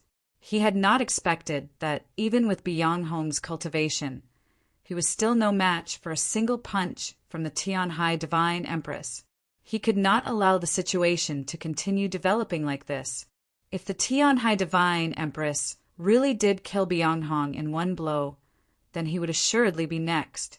Countless tiny shooting stars suddenly changed directions in the night sky, filling the sky with starlight as they surged toward the river outside the mausoleum of books, attacking the Tianhai Divine Empress's back. A sky full of wind and snow swept forth, instantly leaving behind countless cracks on Guan Xingke's body. These were all wounds inflicted by sword intent. Between the stars, there seemed to be a connection. This was fate. Between the domains of stars, there were paths, and this was change. In a few moments, the sky full of shooting stars that enveloped the river and attacked the Tianhai Divine Empress seemed indescribably dense. But in the end, it was not a true sea of stars. Of course, there were still gaps. No one could find the gaps between those shooting stars in such a short amount of time. Guan Xingke was very confident in this. So he firmly believed that the Tianhai Divine Empress would have to turn around and receive his full-strength attack. He had chosen to use his valiant cultivation to forcefully resist Han Qing's snowstorm sword and have the sky full of shooting stars descend in that direction precisely so that Bi Yanghong could preserve a chance of survival. From every angle, this choice was brave and wise. But in hindsight, it was the greatest mistake he had made in this battle of the divine domain. Because the Tianhai Divine Empress's goal had always been him. The Tianhai Divine Empress did not turn around. She continued to fly into the night sky and then vanished. 2 black streams of light suddenly appeared in the sky, full of shooting stars. These were phoenix wings, tearing through space to escape. There were paths between the countless stars in the sky. Even fate could be reversed. So how could she not see the gaps between these shooting stars? An extremely clear and incomparably proud phoenix cry resounded in front of the mausoleum of books. A true phoenix cleaved open a path between the stars and arrived in front of Guan Xingke. This was a black phoenix, so massive that it seemed capable of obscuring half the sky. Guan Xingke gave a fierce roar. How could he still care about the sword intent in the snowstorm? His right palm flipped and pressed towards the night sky. With this palm strike, countless stars in the night sky brightened. These were all stars that he had seen for countless years by the shores of the Western Sea, all his companions. Alas, the black phoenix unfurled its wings, obscuring his eyes and also obscuring those stars. The darkness that represented death descended from the sky. There was a light clap. The Tianhai Divine Empress's palm fell on Guan Xingke's palm. Noiselessly, Guan Xingke's palm was unharmed, but his wrist bone was shattered. As an expert of the divine domain, he had observed the stars for several centuries. His flesh and bones had long ago transformed into jade, their toughness comparable to ordinary divine artifacts. However, at this moment, it shattered like rotten wood. Immediately after, Guan Xingke's arm shattered, and then his shoulder shattered as well. His crystal-like flesh, his jade-like bones, and his star-like blood sputtered in every direction in the night sky. Guan Xingke's body incessantly grew shorter, incessantly shattered. A loud bang resounded. The palm, suspended in the darkness, finally shattered. Guan Xingke became a pile of shards on the ground. The night wind whistled and blew the debris in all directions. It went straight up into the night sky, and no one knew where it went. In the night sky, the incomparably massive black phoenix's figure gradually dispersed. The Tianhai Divine Empress returned to the peak of the mausoleum of books. She stood at the edge of the divine path and slowly held her hands behind her. She closed her eyes, then opened them, once more gazing at her own world. She was very calm, as if nothing had ever happened. Thus, the entire world fell silent. Just when the Tianhai Divine Empress closed her eyes and opened them, her soul once more traveled tens of thousands of li, arriving by the stream behind Xining Village's old temple. The branches of the trees were still gently swaying in the night wind. The blood lotuses on the surface of the stream were still drifting about aimlessly. The monk was still sitting by the stream, his bare feet still in the water, not yet withdrawn. This is our world. Since you have come, you cannot leave. The Tianhai Divine Empress looked at him and said, "And we can come as we please and leave as we please. I've arrived in Shanghai. Tomorrow, I'll meet you at the Shanghai Book City on Fuzhou Road." Chapter 657. The conversation and confrontation by the stream bank of Xining Village's old temple were still continuing. The mausoleum of books was surrounded by a deathly stillness without a single sound. Everyone was shocked. No one could have imagined that the course of the battle would be like this. This was the first time the Tianhai Divine Empress had acted. In a single breath, Guan Xingke had died while Bianghong had been heavily injured. There were extremely few experts of the divine domain in the world, and in the eyes of the common people and cultivators, they were like gods. Yes, everyone knew that a saint like the Tianhai Divine Empress should be a level stronger than the storms of the 8 directions. But who could have imagined that she could so easily accomplish such a feat in such a short amount of time?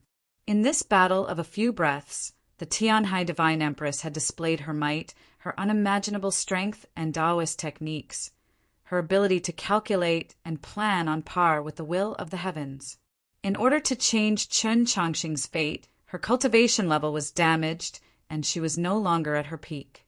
She was still entangled with the heavenly Tao, but she could still stare at that expert from the sacred light continent by Xining Village's stream while intimidating Taoist Ji to the west of Luoyang, returning from the divine path to kill in an instant, and then sending her soul 10,000 li away.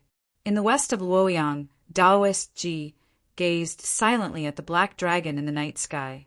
The Tianhai divine empress's soul had returned from tens of thousands of li away. The first thing he sensed was him, so he used a Taoist technique to condense clear light and solemnly await. No one had expected that her first target would be Wu Qiongbai.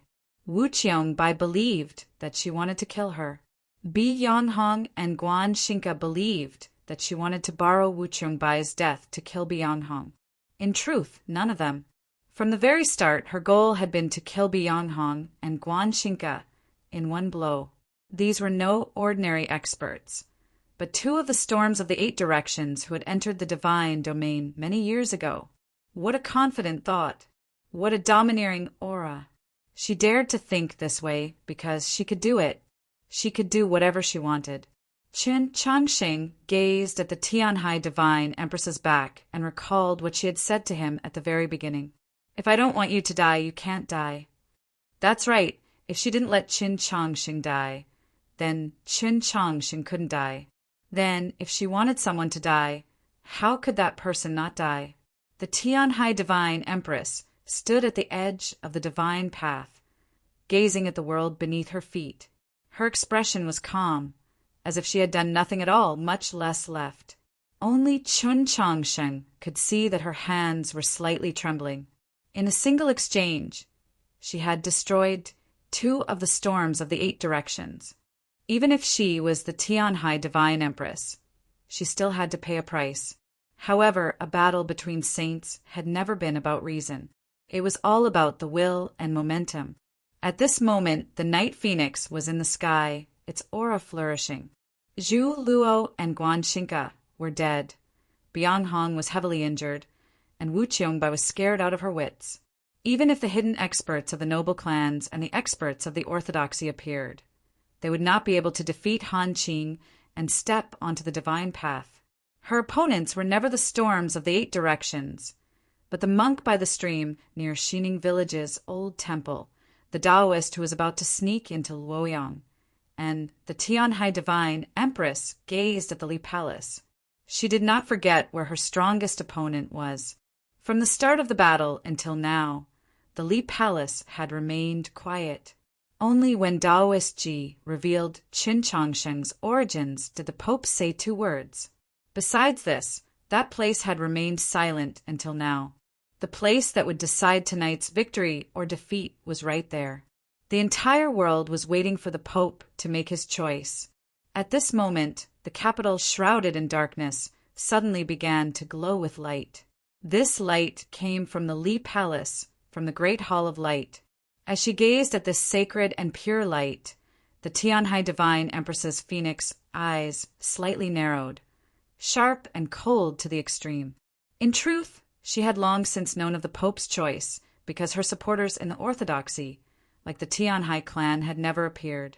If one were to say that those nephews of the Tianhai clan had chosen to change their stance because she had defied the heavens and changed Qin Changsheng's fate for him, then Ling Haizhiwang and Dao Siyuan were probably the people most willing to see Qin Changsheng inherit the throne of the Great Zhou, because this meant that Qin Changsheng would not inherit the position of Pope. But neither Ling Haizhiwang nor Dao Siyuan had made a move. So someone had naturally made a move. As prefects of the orthodoxy, there was only one person that could make Ling Haizhiwang and Dao Siyuan unable to move, even unable to make a sound. It was the Pope. Why? She asked the Li Palace. This was the first time she had wanted an explanation, a reason. Because she and the Pope had worked together for many years, had an old friendship, had once walked the same path. Because you and I have gradually taken 2 different paths in our view of this world. The Pope's voice rose from the Li Palace. In the 20 years since you ascended to the throne, you have used far too many people, like Zhou Tong. I know that you want to protect your own authority so that you can put your ideas into practice. But the problem is that authority cannot resolve all problems, and your ideas are not necessarily the ideas of the people. The Tianhai divine empress replied, "You are wrong. I do not want authority, but I cannot give authority to these pieces of trash." The Pope replied, "But there is no existence that lasts forever."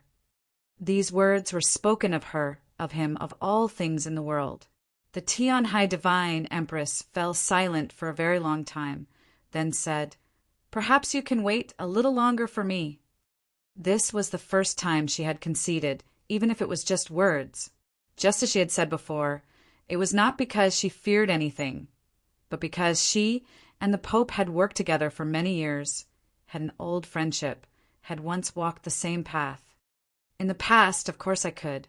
After a moment of silence, the Pope's voice rose once more, this time filled with even more sorrow. "But I do not have the time." The Tian Hai Divine Empress's brows slightly rose as she asked, "Why do you not have the time?" The Pope calmly replied, "Because I am about to die." The Tian Hai Divine Empress's brows rose even higher, like swords about to pierce through the night sky. Her voice also sharpened. "Why do you want to die?" The Pope replied, "Because I am too old, I naturally also want to die." The Tian Hai Divine Empress's brows slowly descended like phoenix wings, her voice becoming rather lonely. "That's right, Heavenly Secrets is about to die. You are also about to die. In the end, both will die." The Pope added, "And tonight, if I do not act, far too many people will die, far too many people." The divine hall of light was filled with light. The stone walls, which were somewhat pale from the light, noiselessly parted. The statues of sages and gods on the stone walls gazed with complex expressions at the person walking out. Tonight, the Pope was not wearing a hemp robe, but a divine robe and a divine crown. His hand did not hold the divine staff, but a pot of green leaf. Ling Haiji Wang and Dao Siuan kneeled at the bottom of the stone steps, clearly under some sort of seal that rendered them immobile. Chapter 658. Ling Haiji Wang looked at this elder who had once been like a teacher and a father and said, "The Empress has already defied the heavens and changed Chen Changxing's fate. So why does your Holiness still make this choice? This matter has nothing to do with Chen Changxing, nor does it have anything to do with Senior. The choice can only be one's own choice." The Pope glanced at the green leaf in the basin and said with a sense of disappointment and frustration, "In my life, I never knew how to choose. I was like a blade of grass, drifting with the wind. It was like this several hundred years ago, and it was still like this 20 years ago. Senior brother is right. I am truly a very useless person. It is always only at the final moment that I can act according to my heart, but by that time it is often already too late." Thus, senior brother broke off relations with the Empress. Thus Zhu Luo and Guan Xinca died. If we carefully consider it, all of this should be my fault. In the last 2 years, because of the Orthodox Academy's rebirth, the Pope no longer supported the Orthodoxy's new faction. Whether it was Ling Haiji Wang or Daoist Siuan, both of them held a deep grudge against the Pope. However, they did not harbor any malice towards the Pope, because they were keenly aware that in the 1,000 years of the Orthodoxy, the Pope was a true, pure cultivator. At these words, Ling Haiji Wang and Daoist Siuan raised their heads and saw that the Pope stood in the sacred light, making it impossible to look directly at him. Daoist Siuan said in pain, "You don't have to force yourself to make a choice." The Pope said, "My choice should benefit all living beings." After saying this, he walked out of the light palace. Thousands of priests knelt down outside the hall like a tidal wave. The Pope looked in the direction of the mausoleum of books and said, "Why don't we return together?" The Tian Hai Divine Empress's reply to this proposal was very clear, her voice cold and indifferent, brimming with ridicule. Perhaps it was because of disappointment. "Give the position to these idiots. You've really gone senile. Go to hell then." The Pope faintly smiled, knowing that she was not in a good mood, and then shook his head. The green leaf was no longer in his hands, but floating in the darkness behind him. As the night breeze blew, the green leaves swayed slowly, as if they were shaking their heads. As the green leaves swayed, Many people appeared in the Hall of Clear Virtue, which was still some distance away from the Light Palace. These people were the experts of the orthodoxy who had secluded themselves to break through, the priests who were quietly cultivating and comprehending the Tao. They were already used to life in the green leaf world, and now that they were suddenly called out, they had blank expressions, not knowing what was going on. After a moment, they understood the current situation, and their expressions instantly became grave. They met up with the priests of the Li Palace and then left along the Divine Avenue, dispersing to various parts of the capital. The Li Palace had finally moved, and the situation in the capital was settled. Liang Wang's son left the Lingyan Pavilion. For some reason, the Tang second master did not kill him. The Yulin royal guards began to have internal strife, and the sounds of fighting could be heard everywhere in the imperial palace. It was only when Prince Chen Lu took the so-called will of the late emperor and charged into the imperial palace alone that the situation was somewhat brought under control. Soon after, several princes followed closely behind. 18 cardinals led 300 priests into the imperial city, and the imperial palace finally regained its peace. The situation in the imperial court was even more complicated. The rebellion was encountering enormous resistance, and if not for the insistence of the Minister of Rights, the experts of the Ivy Academies, led by Principal Zhuang Jihuan of the Heavenly Tao Academy, might have killed even more people tonight. The turmoil in the capital gradually subsided. The rebellion was gradually gaining control of the situation, but true victory and defeat were still far from being decided, because the Mausoleum of Books was still there.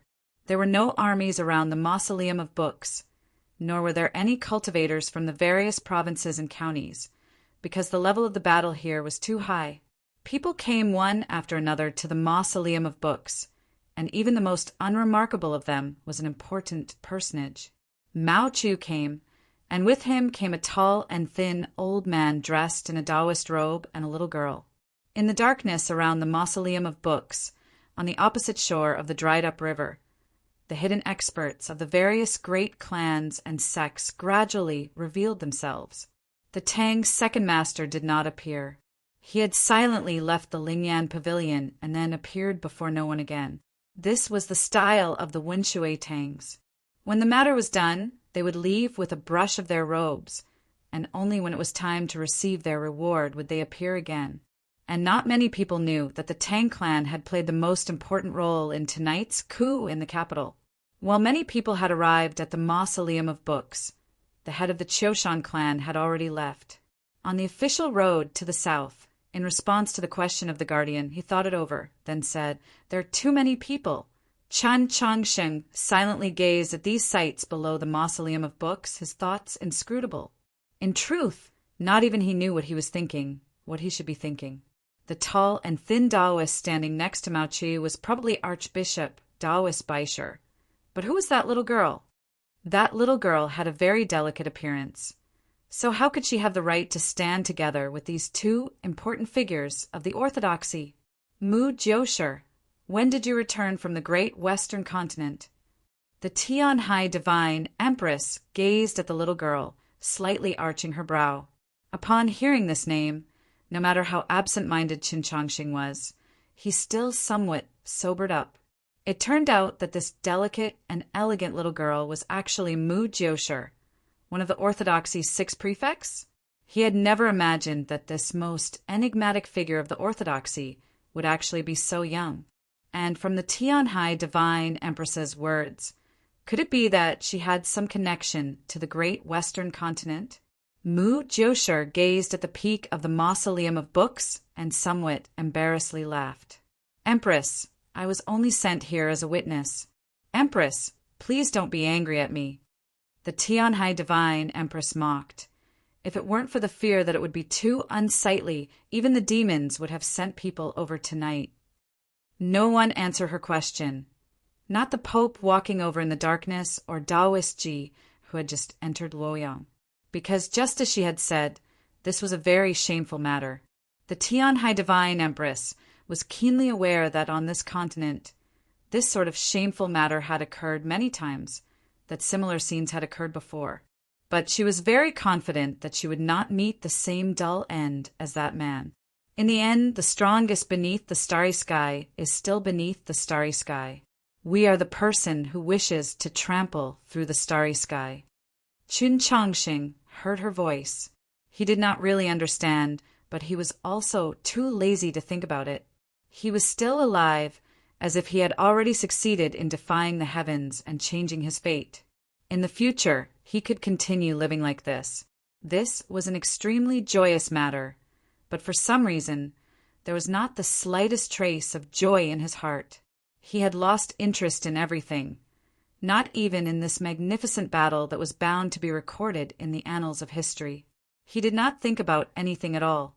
But when he gazed at the black smoke and open flames that would occasionally rise from the streets of the capital, he was still somewhat worried. He did not know what the current situation of the Orthodox Academy was, those friends that truly cared about him, how they were doing. The Imperial Guard and the Orthodoxy cavalry had already withdrawn. It was unknown where in the capital they were fighting. It was quiet in front of the Orthodox Academy's gate. There were withered leaves in 100 Flowers Lane, but not a single person could be seen. After Tang, 36 left, he had not returned.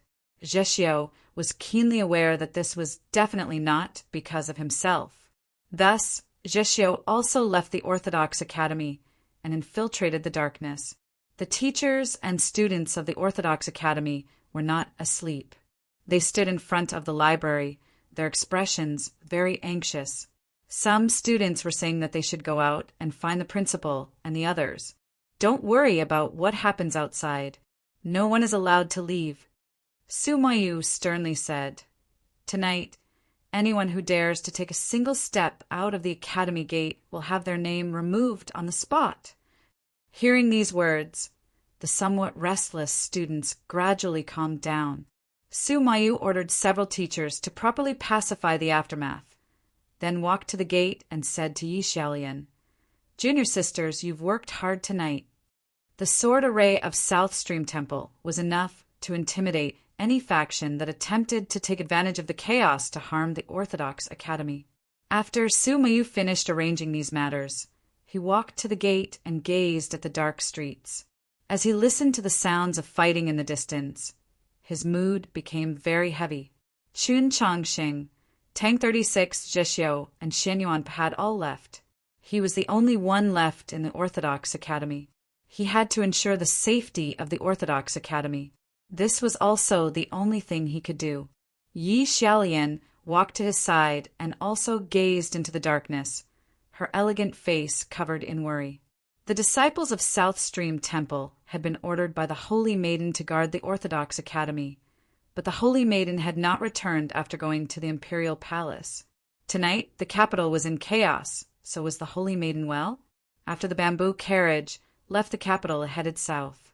In a short period of time, it had already traveled 1,000 li, perhaps because it was tired or perhaps because it was too dull and uninteresting. The black goat stopped by the Tangwang River. Starlight fell upon the clear Tangwang River, blown into countless silver leaves by the night wind. The light reflected into the carriage window and painted many beautiful silver patterns on the walls of the carriage.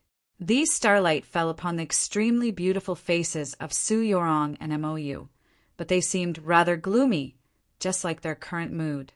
The wooden hairpin was stuck in Su Yorong's hair. She could not move, could only speak. She looked at Mou and said in a low voice, "Have you guessed something?" The palace dress on Mou's body began to tremble.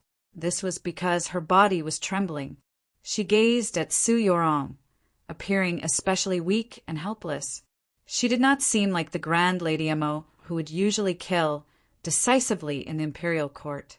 Instead, she seemed like a little girl who had been suddenly abandoned. What do you want to say?"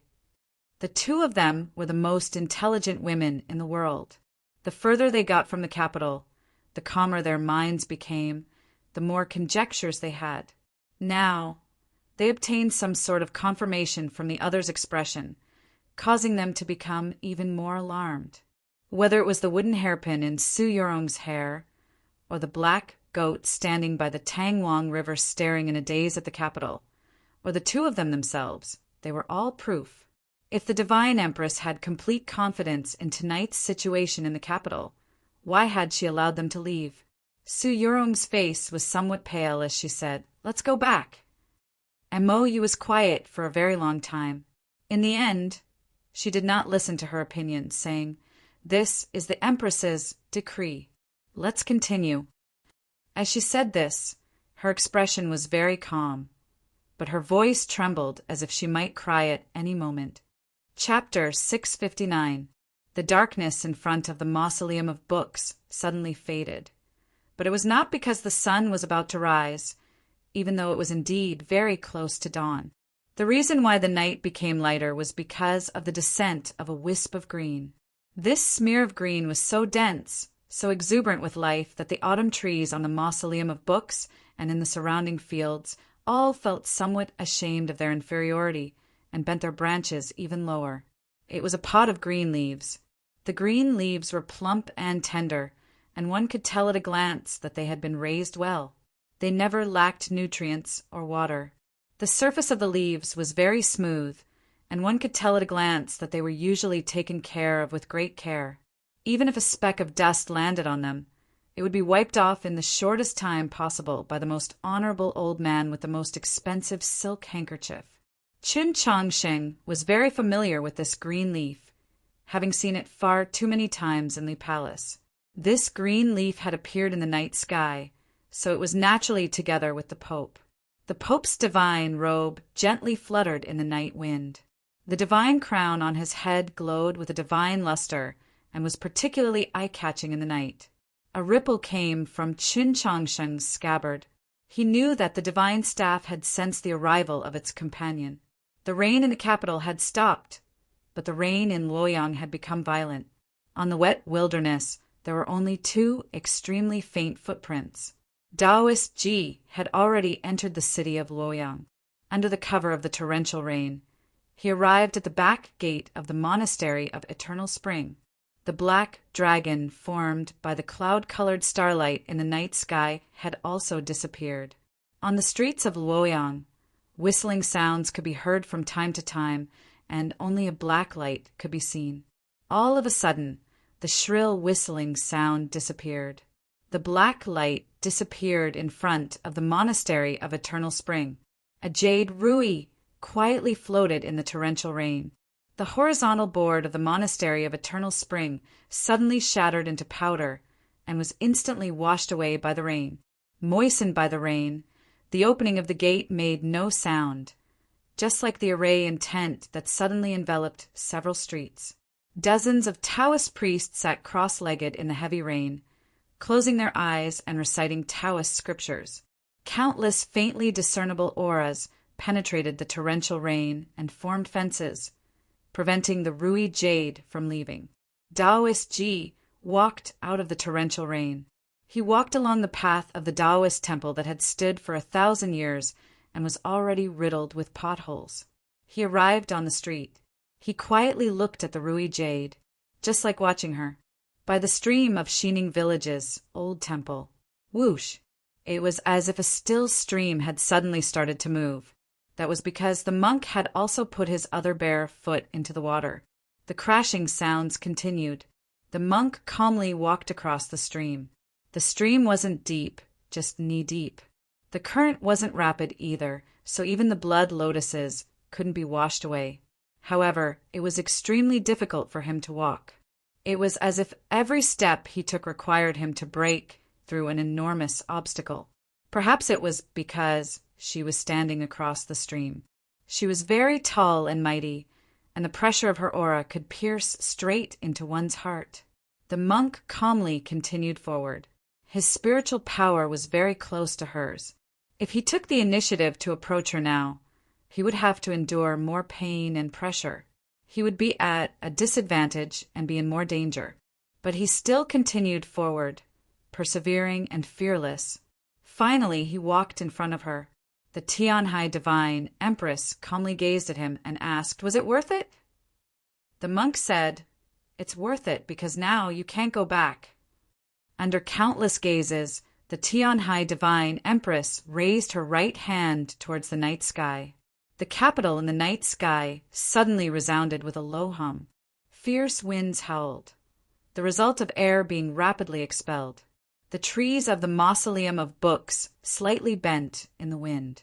A spear transformed into a stream of light, piercing through the darkness and arriving in the mausoleum of books, falling into the Tianhai divine empress's hand. The spear was pitch black, its surface suffused with a faint layer of gold. However, it did not give off a luxurious feeling, only an incomparably somber feeling. This gold was not the luster of gold, but the color of the autumn forest. Besides the somber killing intent and the color of the autumn forest concealed within the black spear, there was nothing too special about the spear's outer appearance. But everyone who saw this spear could sense the boundless strength and invincible divine might contained within it. The crowd was shocked, then awed. The frost god spear. The Tianhai divine empress gazed at the frost god spear in her hand, her gaze falling on the handprint on the spear shaft. At the same time, she saw that extremely small smear of dark green. Her brows slightly rose, a tinge of anger appearing in her eyes. With a thought, a golden flame sprayed from her palm.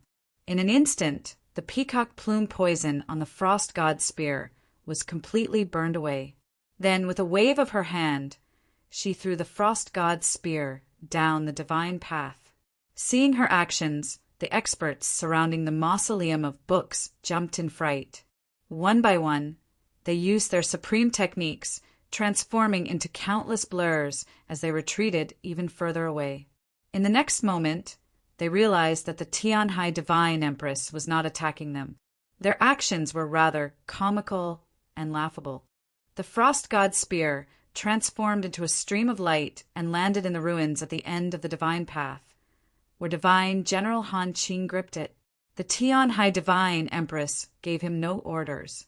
She gazed at the Pope walking out of the darkness. Han Qing had broken into the divine domain 2 years ago, so his grasp of the laws and principles of the world was still somewhat lacking. However, when he had killed Zhu Luo with a single strike, his momentum was at its peak. Coupled with the frost god's spear in his hand, he was completely capable of fighting against experts on the level of the storms of the 8 directions, perhaps even holding the upper hand. Bi Yanghong was heavily injured and probably powerless to fight. Wu Qiangbai's courage had been shattered. Even if Wu Qiangbai's mental state suddenly recovered and exploded with her true strength, even if Mao Qiu, Mu Jiushi, and those elders of the various sects hidden in the darkness displayed strength that surpassed their expectations, he would still be able to last until then. At that time, she would be able to defeat these 3 most powerful opponents. Yes, from the very start, the Tianhai divine empress had decided this. She would first deal with Guan Xingke and Bi Yanghong, 2 rather troublesome foes, and then clean up the surroundings of the mausoleum of books. Afterwards, she prepared to use her own strength to fight against the Pope, Shang Xingzhou, and that distant monk from the sacred light continent. The Pope, Shang Xingzhou, and that monk by the stream were all experts on a higher level than the storms of the 8 directions. Based on the division of strength of the continent, they were all saints. With such an array of forces, even if Zhou Dufu, Qin Xuanba, or Emperor Taizong were resurrected, they would probably still find it very dangerous. But even if she had to defy the heavens and change fate for Chen Changsheng, even if she was no longer at her peak, she was still brimming with confidence. In the night sky, a peal of thunder boomed. A wind passed through the forest, through the rainwater on the leaves, arriving at the Tianhai divine empress's side and lingering around her. Lightly ruffling her hair and clothes, she still stood on the peak of the mausoleum of books, but she had already gone elsewhere. In the night sky that was not obscured by clouds, the originally dazzling and beautiful multitude of stars suddenly lost all their splendor, because a shadow had appeared between the heavens and the earth. It was an incomparably vast pair of black wings that seemed to envelop the entire world, gloomy to the extreme, yet majestic to the extreme. The peal of thunder was the clear cry of the black phoenix. The black heavenly phoenix and the Pope's figure simultaneously vanished into the clouds high up in the night sky. All the starlight was torn to shreds, and all the clouds began to rapidly churn and twist. Countless bolts of lightning incessantly lit up in the depths of the thick clouds. The crowd could faintly make out two figures in the clouds. Amidst the lightning bolts, they traveled at unimaginable speeds, but it was impossible to clearly make out what they were doing. And then there was the rumbling of countless peals of thunder. The lightning was the heavenly secrets triggered by two saints. The thunder was the ripples caused by the clash of two saints. An earthquake suddenly occurred in Luoyang. From the peony garden to the lotus fragrance pavilion, all the buildings within a 20-some li were on the verge of collapse. Countless cracks appeared on the streets, and dust rose in all directions. The people who had been startled out of their sleep cried and shrieked as they fled in all directions, yet they did not know which direction they should go into the darkness. 10-some Taoists collapsed in the rain, their fates unknown. Their bodies were covered in bricks or broken wood. The monastery of Eternal Spring had already been reduced to ruins, no longer looking the same as before. The Jade Rui had not been able to break this Taoist array, but it had never thought about breaking the array and leaving. Just a moment ago, it had broken through the heavy curtains of rain and met Taoist Ji's finger in the darkness. Two profound and incomprehensible Qis met, two supreme Taoist techniques. In this meeting, they each released their most powerful might. The Qi of the world in Luoyang was twisted like a mountain on the verge of collapse, a sea on the verge of drying up. Even the starry sky behind the rain and clouds began to tremble. The earth quaked and the curtains of rain became illusory. Taoist Ji's finger incessantly trembled, and so did the Jade Rui. Bits of it seemed to be peeling off, smashing countless deep holes in the ground.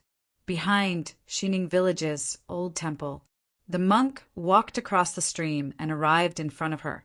He calmly gazed at her, then raised his right hand and pointed at the space between her eyebrows. This battle had taken place in the Mausoleum of Books, had taken place in Luoyang, had taken place tens of thousands of li away in Xining. 3 saints had simultaneously attacked the Tianhai Divine Empress. The Tianhai Divine Empress had used her body, Tao and soul to fight separately. Even the officials who had the most confidence in her knew that this was the most critical moment. Chun Changsheng was not far behind her and could see it all the clearest. He didn't do anything. He just looked at everything.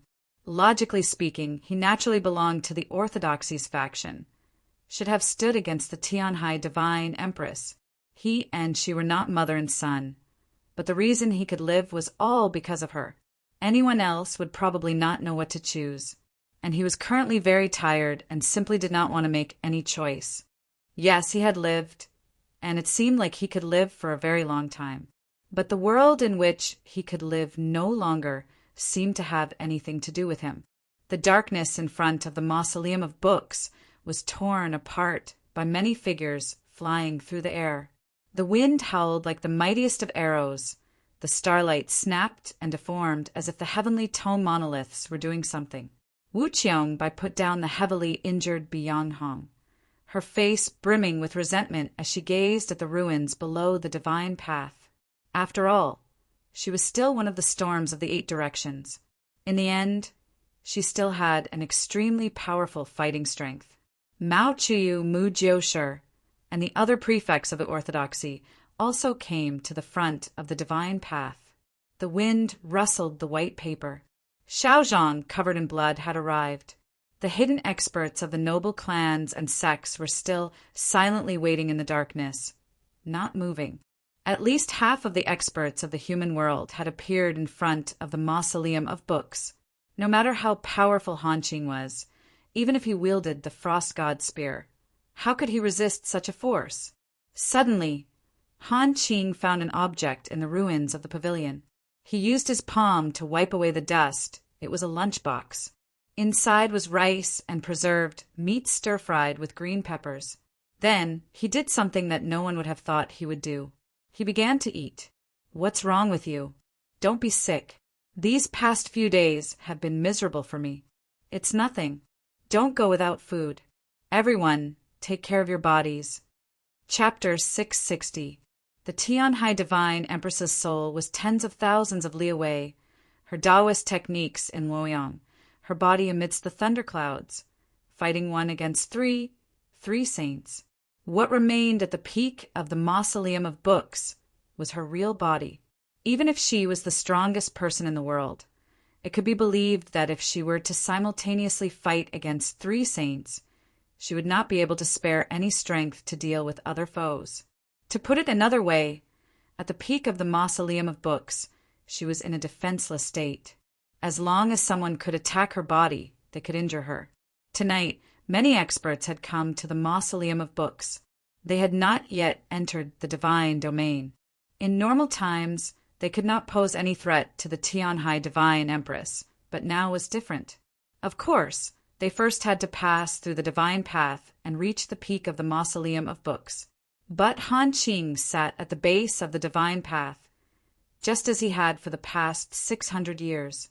Han Qing was very old. He was a divine general of the same generation as Qin Zhong and Yu Gong. He had sat in the mausoleum of books for more than 600 years, his body covered in dust and covered in rust. Could he still stand against the encirclement of these experts? This was a question worth considering, but it was clear that he was not thinking about it because he was eating. Green peppers stir-fried with cured meat were all produced in that garden. He quietly and earnestly ate, perhaps thinking of Sun Mei from 2 years ago, who had walked up the divine path. Based on what he had said earlier, it was precisely Sun Mei's attempt at the divine path that night, seeking the truth, that made him finally let go of everything and break into the divine. Then, was this food a reminiscence? No, this reminiscence should have fallen even further into the past, because that elderly face was filled with even deeper sorrow. Experts of the world had gathered, yet he was quietly eating. Did this sort of disregard represent absolute confidence or something else? 2 years ago, when Sun Mei stepped onto the divine path to meet his death, Mao Chu was outside the mausoleum of books. He personally watched his junior brother die, but he showed no emotion. The girl called Mu Jiushi, on the other hand, revealed a hint of anger. As for those hidden experts of the noble clans and sects that had appeared in the darkness, they also began to grow angry. The chi of those experts, suffused with anger, gathered at the end of the divine path. Han Qing did not react. He still calmly and silently ate, as if those already cold dishes were the most precious things in the world. In the river outside the mausoleum of books, the stone monoliths had been broken into several pieces and scattered on the ground. Wu Qiong stood between the broken monoliths, the hatred on her face gradually transforming into wariness and unease, ultimately into fear. Of the storms of the 8 directions that had come to the mausoleum of books tonight, Zhu Luo and Guan Xinca were already dead and Bianghong was heavily injured. Only she still had a complete battle strength. At that moment, because of her husband's heavy injuries, she was indeed furious to the extreme and wanted to attack. Even though Han Qing had displayed unfathomable strength, with the help of those strong cultivators in the darkness, she believed that she could defeat him. However, no matter how bitter and cold her gaze was, Han Qing did not even spare her a glance. Han Qing ate quietly. The iron spear lay quietly beside him. Therefore she began to fear. "Help me up." Bianghong lay amidst the broken monoliths, his face extremely pale and his qi extremely weak. However, his voice was still as calm as usual, imbued with a power that could make one's heart tremble. He gazed up at the peak of the mausoleum of books, his gaze resting on the Tianhai Divine Empress's figure, tinged with confusion and pain. On the Tianhai Divine Empress's sleeve was a slightly wet red petal. On her sleeve were tensome holes that had been pierced by a meteor. He had been one of the participants in that bitter battle. He clearly understood that this was Guan Xinca's death and his own heavy injuries as a reward for the Tianhai Divine Empress. He also noticed another problem. Wu Qiongbai helped him up, the horsetail whisk in her hand trembling, just like her voice. "Let's go. Since I came here tonight, I did not think that I would leave alive," Bian Hong calmly said, and then his finger trembled. The string hanging from his pinky finger hissed through the air, passing through the mouth between his thumb and forefinger and coiling around it several times. His body was so heavily injured that he could not even clench his fist. Thus he twisted his fingers together, forming a fist. He punched the dried-up riverbed. There was a loud bang. This seemingly powerless fist punched a massive hole in the riverbed, so deep that the bottom could not be seen. Beneath it, one could faintly hear the gurgling of water. The imperial design moved, the river dried up, and the stones appeared. The imperial design was now broken, its awe-inspiring array intent gone, no longer able to maintain the current scene. With the gurgling of water, countless springs surged up from the riverbed. In an instant, they submerged the riverbed once more, soaking his and Wu Qiongbay's shoes. Wu Qiongbai knew what he wanted to do. Her face paled even more, but she could not say anything to stop him. The springs surged, and the water level of the river rose at a visible rate. Accompanied by thunder and lightning high up in the sky, the scene seemed extremely bizarre. A shrill cry of despair burst from Wu Qiongbay's lips. She and Bi Yanhong stood on the surface of the water, two streams of qi spreading out, instantly enveloping the entire river. The qi exuded from her body was still and silent, like a blue wave devoid of life. Yet the qi exuded from Bi Yanhong's body was incomparably fresh, like a boundless vitality. The river water finally overflowed the stone embankment and flowed back into the mausoleum of books, slowly but inexorably surging towards the divine path. As the waves flowed, green leaves gradually sprouted. In a few seconds, they densely covered the entire surface of the water, a boundless sea of lotuses. Soon after, this sea of lotuses gave birth to countless beautiful lotus flowers. The lotus sea swayed in the night wind, the lotus flowers dazzling in the lightning. Lotus leaves that received the heavens, Wu Qiongbai. Lotus flowers that reflected the sun, Bi Yanhong. Water was everywhere in the mausoleum of books. Mao Chuyu stood on one side of the water, his expression solemn and respectful, his two sleeves dancing in the wind. His two sleeves were like a cool breeze passing through the world. Lotus leaves incessantly flew. Lotus flowers lightly swayed. Lightning illuminated the world. The moisture condensed into mist, creating an extremely unreal and beautiful scene, like a fairyland. The fairyland had arrived before the divine path. Han Qing was still eating with extreme seriousness. Cooking was a matter of the human world, and he was going from the mausoleum of books to the human world. Bi Yanhong wanted him to return to that fairyland where he paid no attention to the affairs of the world. He had no intention of preventing the people of the world from stepping onto the divine path. The sky full of lotus leaves and lotus flowers attacked his Tao heart. What would Han Qing choose?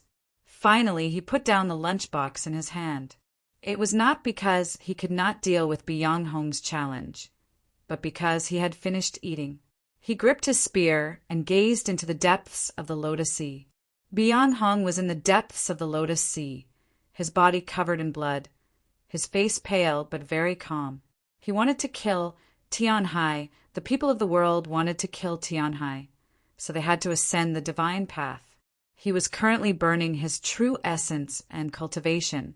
Even if he could defeat Han Qing, he would probably not be able to continue living. He did not care, because he had always been walking to his death. The path of death was his path. This was his righteous path. Walking according to the Tao, he would naturally not get lost in the Lotus Sea, would naturally not shrink back. His blood-covered body was so bright in the darkness, like those red flowers among the green leaves. But he did not strike. He was waiting for the final opportunity. He was waiting by the stream near Xining Village's old temple, waiting for the old monastery in Luoyang, waiting for the dark clouds above the earth to disperse. He raised his head and calmly gazed at the dark clouds. Everyone looked in that direction. Thunder roared without end. Lightning connected. The dark clouds twisted. The winds howled. That place was not the human world. In these last 2 days, I should have been in Saipan. The annual meeting is being held, and many of my author friends are there watching the sea. I couldn't hold on any longer, so I asked for leave the day before I set off. When I returned home to Hubei, not only did I not get better, it got even worse. This problem of the soil and water requires me to adjust it far too many times a year. Fortunately, I've always been taking medicine, and I'm starting to get better today. In addition, although the mausoleum of books is filled with water, it can't be said that my writing is water. My writing is very good. When I was recuperating recently, I reread Nightfall and felt the same way. I'm really not bad. I hope that it will be even better in the future. Chapter 661. It was in the human world, but it was not the human world. Perhaps it was because the two combatants had already surpassed the limits of the human world. By the stream behind Xining Village's old temple, the monk walked up to the Tianhai Divine Empress, his finger pointing at the space between her eyebrows. As his finger moved forward, the starlight descending from the night sky suddenly dimmed, and then it began to twist, as if the starry sky had become fake.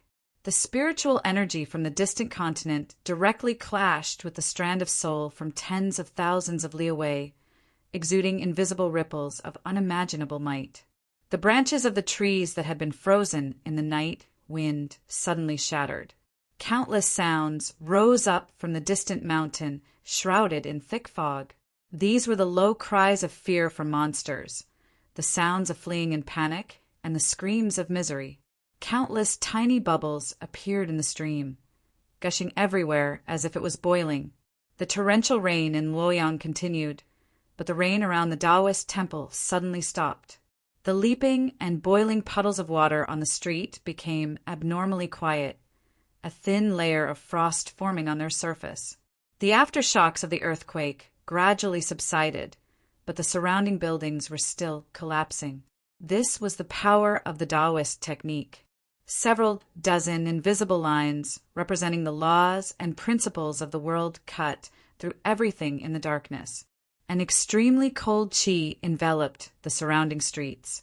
The jade rui that had dissipated into the darkness, but had not truly disappeared, had already left its physical form, becoming the purest attack of the Taoist technique.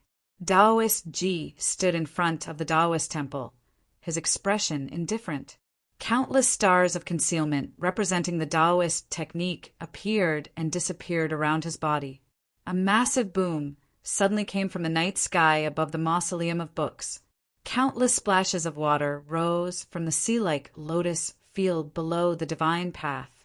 Those brightly colored lotus flowers incessantly fluttered as if they could fall at any moment, yet they were so tenacious. The lightning fell on the water, illuminating the scenery with exceptional clarity and also illuminating Han Qing's elderly face. This boom was not thunder, but the echo produced by the collision of two vast and unstoppable energies.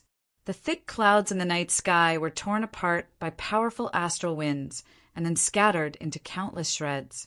It was even possible to see terrifying cracks in space, a lightning bolt that was in the midst of taking shape, but before it could descend, it vanished into nothingness.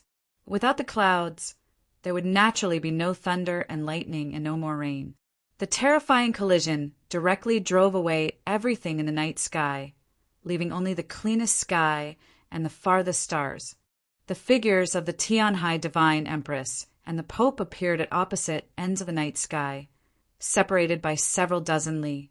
The starlight fell on him and the Tianhai Divine Empress, plating them with a layer of silver light, making them seem like gods. This world seemed to be unable to withstand the power of these two people. After a few moments, the energy waves produced by the collision finally reached the ground. The water that spread throughout the mausoleum of books leaped up in terror and unease, as if it was boiling. Finally, lotus flowers fell from the branches, and many green lotus leaves became densely packed with holes. The river flowed backward, and the houses on the opposite side collapsed one after another. There was no smoke or dust, only the sound of breaking could be heard. In a very short period of time, at least thousands of houses in the southern part of the capital had collapsed, and countless people had died. The Pope gazed at the miserable state of the capital, listened to those feeble cries for help. After a moment of silence, he gazed into the distance.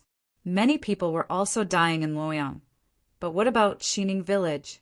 A white line appeared in the night sky, reaching straight to the ground. The Pope had returned to the streets of the capital, to those collapsed streets. With his appearance, the ripples of energy gradually subsided, no longer wreaking havoc. The Tianhai Divine Empress also returned to the peak, her body merging with the shadow. The Pope gazed in the direction of the Mausoleum of Books and raised his right hand to the night sky. The green leaf appeared in front of his finger, lightly trembling in the wind. It was said to be a green leaf, but in truth it only had 4 leaves. The Pope plucked one leaf. This action was very simple, and logically speaking, it was also very easy, but his expression was very solemn. The vast sea of stars in his eyes seemed to freeze for a moment. When the green leaf left the branch, an extremely terrifying sound rang out in everyone's ears. This was the sound of mountains shattering, the sound of rivers flowing in reverse, the sound of the sky collapsing. The Pope threw the green leaf towards the Mausoleum of Books. The green leaf was very light, leisurely drifting in that direction, seemingly without any power. Yet, for the first time, a solemn expression appeared on the Tianhai Divine Empress's face. She then raised her right hand and pointed at a distant place in the Mausoleum of Books. The green leaf drifted through the darkness, swaying in the wind as it slowly advanced. The wind gradually shattered, the darkness also shattered. The space that the green leaf passed through seemed to be torn apart by a boundless power. Countless cracks appeared and did not disappear even after a long time. The green leaf had arrived in the Mausoleum of Books. The river water leaped even more fiercely, and the green lotus grew into the night sky, as if it had escaped the shackles of the earth. Those lotus flowers grew to a height of several feet. The green leaf arrived on the divine path. Countless cracks appeared on the hard stone steps. The leaves and stones on both sides of the divine path madly surged towards the green leaf and then vanished without a trace, as if swallowed up by a vortex. The monoliths in the mausoleum all reacted to the green leaf's arrival. Countless ancient and mysterious chis seeped out of the rainforest and drifted towards the green leaf. Even the starlight spilling down from the night sky began to visibly bend, transforming into countless streams of light that shot towards the green leaf. Just what sort of Taoist technique was this? It was actually powerful to such a degree. It could actually touch the heavenly tone monoliths, actually change the trajectory of the starlight. Chen Chongqing knew that this was not a Taoist technique. He gazed at the slowly drifting green leaf and sensed its boundless strength and unimaginable pressure. He finally understood why his martial uncle the Pope had been so meticulously caring for the green leaf, constantly watering it so that it could grow even more luxuriant. The green leaf was a miniature world. Within it was a heaven and earth, palaces and buildings, light and wind. Luo Luo had once lived in it, and he had also entered it. This was a real space, a real world. Worlds could be divided into big and small, but to humans, their weight could be viewed as limitless. So whether it was the fallen leaves or the starlight, they would all be attracted over and then crushed into imperceptible dust. The Pope had used the green leaf as a sword, using a world to beat people. Under the illumination of the starlight, in the distortion of space, the green leaf seemed particularly insignificant, yet it was also a magnificent sight. In the green leaf, Chen Chongqing seemed to see the entire world. Who would be able to resist such an attack? The green leaf slowly drifted over. It should have seemed very light, but it gave off an abnormally heavy feeling, because this was a world. The Tianhai Divine Empress's expression also turned even more solemn. Her right hand, which was pointing towards a certain place in the mausoleum of books, suddenly dropped an inch, as if she was grasping an extremely heavy object. Chapter 662. The green leaf came out of the darkness. The Pope walked out of the darkness, his face so pale that it seemed transparent. The vast sea of stars in his eyes rapidly spun, like blazing flames. At the same time that the Pope offered his strongest move, using the green leaf world to attack the Tianhai Divine Empress, the two battles in Luoyang and by the stream tens of thousands of li away had also reached their most critical moments. The black rui that had already dissipated into a Taoist technique constructed countless fierce lines around the monastery of Eternal Spring. Clear light flickered in and out of existence, and an extremely cold qi enveloped the entire Taoist temple. The water in the vat was frozen into ice, and then the vat broke. The pea-sized lantern lights in the monastery were frozen into pearls of glass and then broke. Even the lava gushing out of the cracked ground was instantly frozen. Taoist Ji's Taoist robe turned white, the color of frost, and also like the passing of time. As he gazed at the qi of black frost enveloping the Taoist temple and sensed the ripples of energy coming from the mausoleum of books, an extremely distant emotion suddenly appeared on his indifferent face. Clear light seeped out of his Taoist robe, flowing like clear water into the radiance of the stars that represented the Taoist technique. The Taoists that were still alive in the monastery of Eternal Spring vomited blood as they incessantly recited the Taoist canon.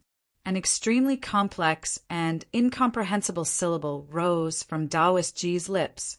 This was the last scroll of the 3,000 Taoist canons, the most difficult to understand dragon language, the most profound essence of the Taoist technique. With the appearance of this syllable, the darkness over Luoyang suddenly trembled. The Taoist technique formed from the jade rui instantly froze, and the qi of black frost in the night sky began to retreat at a visible rate. Taoist Ji pulled out his long sword and attacked for the first time. The sword of the Taoist technique slashed down. A mindless yet extremely uneasy shriek resounded in the darkness, and soon after, there was the sound of countless shattering. Countless tiny shattering sounds could be heard. The shattered vat continued to shatter, and the large, transparent block of ice within the vat also shattered. The pearl-like lantern lights also shattered, and the frozen lava also shattered, shattering into powder, melting into clear water, transforming into mist. Frost and snow both shattered, and the world of glass was once more ruled by clear light. Tens of thousands of li away, by the stream near the old temple, the monk walked up to the Tianhai Divine Empress. The Tianhai Divine Empress's eyes became incomparably bright, golden flames gushing out as if a phoenix was about to be reborn from within. These were a pair of true phoenix eyes. As far as her eyes could see, the blood lotus fragments on the stream floated up like living creatures with spiritual awareness and covered the monk's body. Then they shattered into pieces like maple leaves. Beneath each blood lotus that split, the monk's robe and skin would split as well. What flowed out wasn't blood, but a milky white ray of light. These rays of light contained an unimaginably pure and holy energy, similar to the sacred light of the Li Palace. However, they had a few fundamental differences that were fatal to all life on the continent. This was also holy light, but it came from another world, a world that was naturally hostile to other races. An infinite amount of holy light burst out from the monk's body, but there was no sound from the stream behind the temple.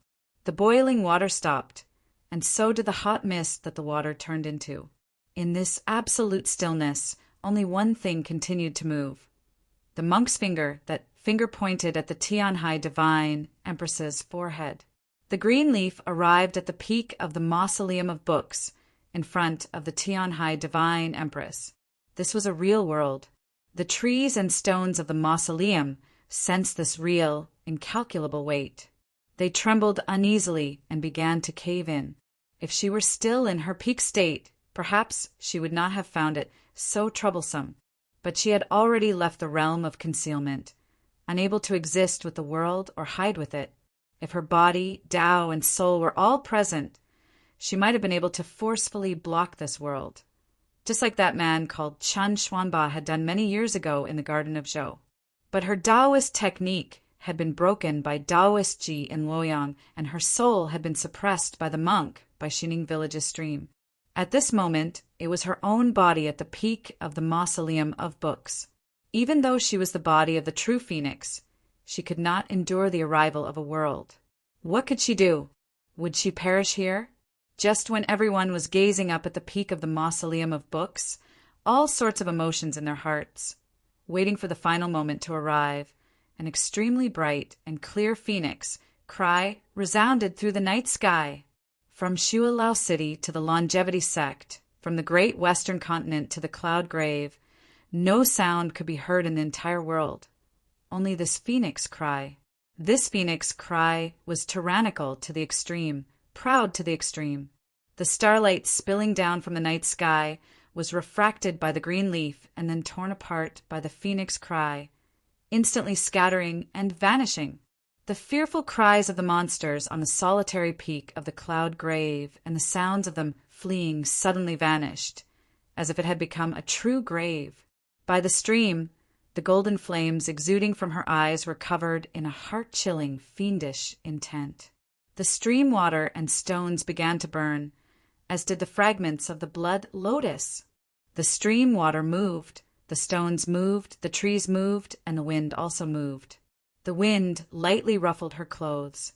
Her soul swayed, growing from several dozen zhang to several hundred zhang, until it could only be looked up as if it wanted to touch the night sky. Before this massive figure that seemed to be formed from the starry sky, the monk in the stream was like an ant. The sacred light exuded from his body was like an unremarkable lamp, instantly suppressed to the point that it was about to be extinguished. At the same time, the Taoist techniques that had been shattered by the Taoist sword in Luoyang fell to the ground. The blood of the true phoenix appeared from nothingness, fusing with the lava and beginning to burn everything. The black dragon that had appeared in the night sky outside Luoyang suddenly appeared once more, but this time it had 2 wings. It flew out of the misty fairyland, its phoenix claws grabbing at the Taoist sword in Taoist Ji's hand like a bolt of lightning. The phoenix beak was like a falling star, accompanied by the clear and ruthless phoenix cry as it pecked at Taoist Ji's eyes. She stood at the peak of the mausoleum of books, gazing at the green leaf with an indifferent expression. This was the highest point of the capital because she stood here. She should stand at the highest point. Once she stepped aside, this place would no longer be so high and dangerous, and she would no longer be herself. So, from the very beginning, she had never thought about avoiding the green leaf. Her choice was to receive it. But what could she use to receive it? The green leaf was a world.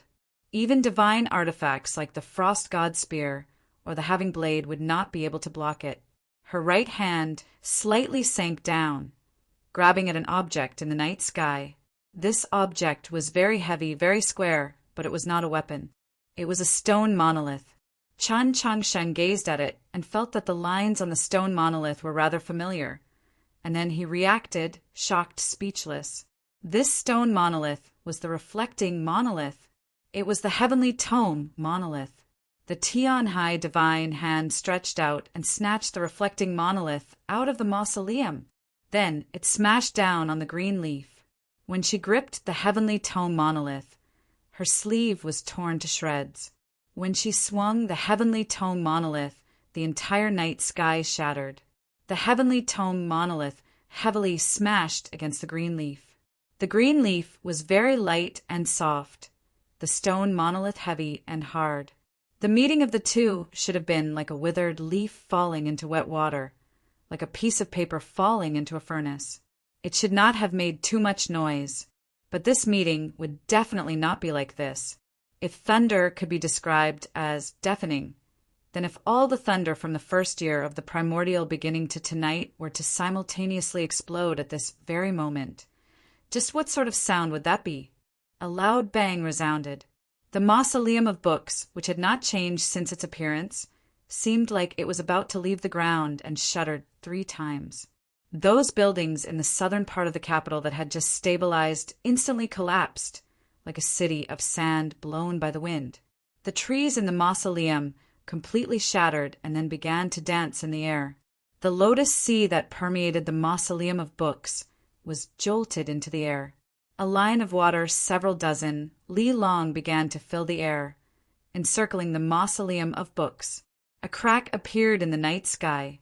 The sea of stars seemed to change shape. Slightly handsome. Chapter 663. The clouds in the night sky had all dispersed, and at the edge the stars were incomparably bright. Countless streams of water rose from the ground, transforming into a mist several dozen li long that encircled the mausoleum of books. It was like a belt, green lotus branches and pink lotus blossoms faintly discernible within, a scene of incomparable beauty. Compared to this seemingly otherworldly spectacle, the real human world was incomparably miserable. The houses in the southern part of the capital had either collapsed or been washed away by the waters. Countless people had died, cries for help and cries of pain rising and falling. Although they could not be heard clearly due to the distance, they still caused one's heart to palpitate with fear. Those cultivating experts that had borrowed the darkness of the night to sneak around the mausoleum of books were even more affected by the shockwaves from the clash between the green leaf world and the heavenly tome monoliths. The priests with slightly weaker cultivations were directly jolted to death, while the elders and guardians of the various noble clans and sects were all injured. The girl, called Mu Jusher, had a snow-white face, a trickle of blood hanging from the corner of her lips. She was no longer as bright as before, her expression very gloomy. Only Mao Chiu, Wu Qiongbai, and Bian Hong, because they were within the Lotus Sea and were protected by the calm and gentle water, were not affected. The green leaf slowly floated back into the night sky, stirring up yet another massive gust of wind. The gazes of the crowd returned from the green leaf to the peak. As they gazed at the Tianhai Divine Empress's figure, fear and reverence mingled. They were simply unable to speak. The heavenly tome monoliths were very large, very square. Logically speaking, it was impossible for a single hand to hold them. But she had just casually held the heavenly tome monoliths in her hand, or perhaps carried them in her hand. The Pope's green leaf was the real world, possessing an almost limitless weight that could crush all things. Even the frost god's spear and the having blade were incapable of directly resisting it. But ever since the heavenly tome monoliths had descended into the world, whether it was buffeted by the wind or battered by the rain, the shifting of space, or the passage of time, none of them could change their appearance. From this, the heavenly tome monoliths were almost eternal existences that could not be destroyed. It was just like the famous fable in the Taoist canon's turtle origin theory. When a spear that could pierce through anything encountered a shield that could not pierce through anything, what would happen? A fable was just a fable. It did not give a true answer, and the first encounter between the green leaf and the heavenly tome monoliths also did not give a conclusion. From this perspective, the heavenly tome monoliths were the most suitable and most powerful weapon against the green leaf world. The problem was, besides the Tianhai Divine Empress, who else had the terrifying ability to wield a heavenly tome monolith as a weapon? Who had such a grand spirit, daring to think of using the heavenly tome monoliths as weapons? This world-shaking battle had not yet ended. It had just begun when the starlight refracted once more and space distorted once more. The green leaf once more floated towards the peak of the mausoleum of books. The rivers and mountains were all within.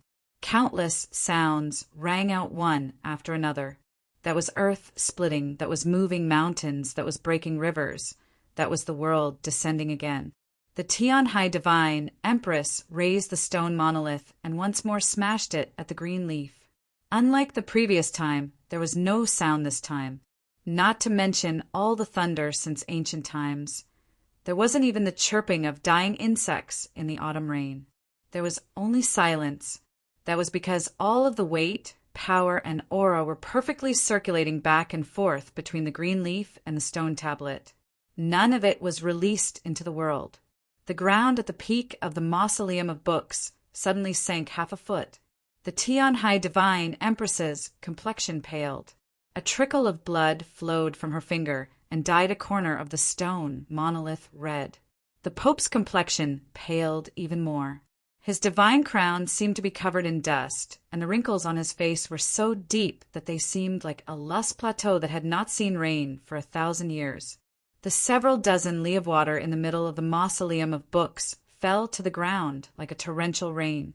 The green leaf was like wet paper, sticking to the heavenly tome monolith. It incessantly trembled, the surface of the leaf gradually tearing. It was obvious that in this clash of extreme strength, the Tian-Hai divine empress already held the advantage. The two most powerful masters of the Tao in the orthodoxy's 1,000-year history and the mysterious monk from the other continent were both supreme experts of the saint level. The Tian-Hai divine empress held the heavenly tome monolith and fought separately with her body and soul. She was not at a disadvantage, and even seemed to be on the verge of obtaining victory in these 3 battles. So tyrannical, so powerful. Regardless of the final result, everyone was forced to admit that she was the strongest expert beneath the starry sky. The highest point was the summit, and the strongest could not be stronger. The phoenix danced through the 9 heavens, but in the end it had to descend. The battle between the Tian-Hai divine empress and the 3 saints had reached its most crucial moment. She had displayed an unimaginable level of strength, as well as all of her strength.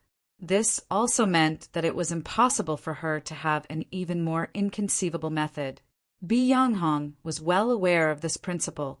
He knew that the moment he had been waiting for had finally arrived. He glanced at Wu Qiongbai, and the string binding his fingers suddenly snapped inch by inch. Wu Qiongbai's face was pale. The horsetail whisk in her hand began to dance at high speeds, collecting the several dozen pieces of the string into it.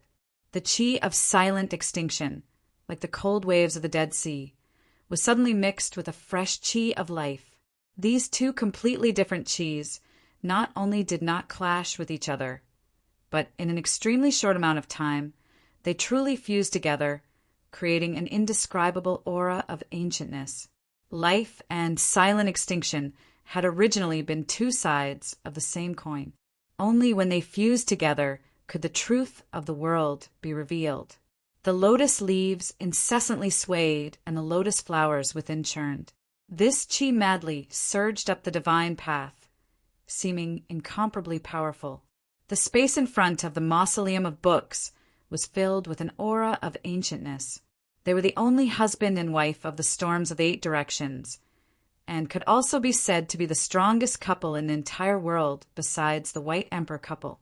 When they truly joined hands and unleashed their strongest attack, even someone as powerful as the Tian-Hai divine empress had to treat it with caution. But at this moment, the Tian-Hai divine empress's strength was completely in the heavenly tome monoliths. Her Taoist techniques were in Luoyang, and her soul was tens of thousands of li away. How could she deal with it? In the depths of the Lotus Sea was a ruin. There had once been a pavilion there, beneath the divine path. All those who wished to ascend the mausoleum of books, whether human or qi, had to pass through this place. When the ancientness of Bi Yanghong and Wu Qiongbai swept over, a sigh arose from that place. This sigh was also brimming with ancientness, seeming very disappointed and frustrated. A hand gripped the pitch-black metal spear. A fierce gale stirred in the mausoleum of books, causing the lotus sea to ripple. The lotus leaves swayed back and forth, throwing those pearl-like drops of water into the sky. This spear was not as ordinary as it appeared. It was the strongest spear in the world, perhaps even the strongest divine weapon in the last 1,000 years. Han Qing gripped the spear and pointed it into the darkness. The bleak autumn wind had arrived once more. All things in the world withered. From the depths of the Lotus Sea, Byonghong and Wucheong groaned. Han Qing indifferently gazed in that direction. He did not speak, nor did he look at his feet. At his feet was a lunchbox. The rice and preserved meat stir-fried with green peppers within the lunchbox had long since been cleanly eaten. What remained was a few drops of water that swayed about. Wherever the iron spear pointed, the green leaves in the Lotus Sea would wither. They looked like starving ghosts that were tied to the yellowing stems. He gazed at the rapidly withering Lotus Sea and recalled the many corpses he had seen on his journey from the north many years ago. His clansmen looked very different from humans, but after starving to death, they strangely became somewhat similar, perhaps because they were all very withered. He had not starved to death, but he was on the verge of becoming a ghost. His eyes were even greener than those of the wolf cavalry, and he was so thin that only his bones remained. Just when he believed that he could not walk out of the snowy plains, he met His Majesty. His Majesty had a very gentle expression, but his brows were very high. His words were concise and forceful. His Majesty asked Han Qing if he was hungry. Han Qing nodded. His Majesty said to Han Qing, "Then follow me from now on. Wine and meat will be provided to fill your stomach." Han Qing thought for a very long time, then nodded. 1,000 years later, as he gazed at the Lotus Sea, at those withered lotus leaves and lotus flowers that seemed like hanged ghosts, starved ghosts, and drowned ghosts, Han Qing once more nodded. Then he circulated all the energy in his body and threw the spear. The spear howled through the air, startling the heavens and earth, making ghosts and gods weep. Before the spear, the lotus flowers scattered, the entire world withered, and life and death united. The spear was like a boat, breaking through the water, like a stalk of grass, breaking through shadows, like an arrow, piercing through the clouds, piercing through the heart of the heavens. Where was it going? The depths of the Lotus Sea? Between the green leaves? The old monastery in the ancient capital? Or that old temple tens of thousands of li away? This chapter corresponds to the chapter on whether one can still eat. Chapter 664. By the stream of Xining Village's old temple, the starry sky was obscured. Everything was dark and quiet. The Tianhai divine Empress's soul was in the world. Those stars that occasionally peeked out seemed like decorations on her clothes. She looked down at the monk in the stream with an indifferent expression, as if she was looking at an ant. It was very quiet by the stream, and the lonely peak in the mist was also very quiet. At this moment, it was almost deathly still. On the still surface of the stream, there were burning fragments of the blood lotus. There were also many blood lotus fragments on the monk's body. His monk robes were torn and his flesh was cracked. Holy light bloomed like a flower. An indescribable divine might descended from the sky, crushing the holy light emitted by the monk like a firefly. In the dimming holy light, the monk's expression became more and more tranquil. Heavily injured by the Tianhai divine Empress's soul, his entire body was covered in blood, his face also covered in blood. Yet there was no other emotion in his serene eyes besides pity. Who was he pitying? This world that he had not returned to for a long time? Or was it the distant foreign continent? Or was it his clansmen? No, he was currently looking at the Tianhai divine Empress, so the pity in his eyes was for her. In Luoyang, Taoist Ji was also looking at the Tianhai divine Empress. The night was filled with fog. It was like a fairyland or a kingdom of the dead. She was nowhere to be seen. Her supreme Taoist technique formed the shape of a phoenix in the fog and tore through the air. The misty phoenix's claw landed on his Tao sword, and its beak pecked his face like lightning. There were countless lines on his face, and each line represented a dharma and logos of the world. As the sharp beak of the mist phoenix fell, a voice filled with fear resounded in the night sky. The clear light scattered in all directions. The Tao technique was completely shattered. The lines on his face twisted one after another, like wrinkles like old wood. Fresh blood emerged from nothingness, and then splashed into the darkness. Taoist Ji gazed at this misty phoenix. There was no expression on his face, no wariness, no pity, only calmness. This kind of extreme calmness was terrifying because it was as if he was looking at a dead person. Outside the mausoleum of books, the southern part of the capital was already a vast expanse of water. Countless pieces of gravel and trash floated on the dirty surface of the water, as well as corpses. The Pope stood in the puddles, allowing the dirty water to submerge his knees and wet his divine robe. His face was so pale that it seemed transparent, and it was also those wrinkles that made him seem particularly sorrowful. He held the green leaf in his arms. His gaze passed through the sea of lotuses around the mausoleum and landed on the figure on the peak. In the Pope's eyes, the vast sea of stars rapidly dimmed out of shock and then became even more sorrowful. By the stream near Xining Village's old temple, the starlight suddenly brightened, the stream water also brightened, and then it began to flow. The treetops by the stream also began to sway in the night wind. The blood lotus fell from the monk's body onto the stream surface and continued to burn before gradually turning into ashes. Everything changed from stillness to movement the moment the starlight suddenly lit up. There were still not too many sounds between heaven and earth. The innumerable lives on the lonely peak in the mist were kneeling on the ground, trembling, not daring to look towards the stream bank at all. Naturally, they didn't know why the starlight had brightened. The reason why the starlight became brighter was because a crack had appeared on the figure that spanned between heaven and earth. As a result, some of the stars that had been covered were revealed. This crack was very large enough to contain several mountains.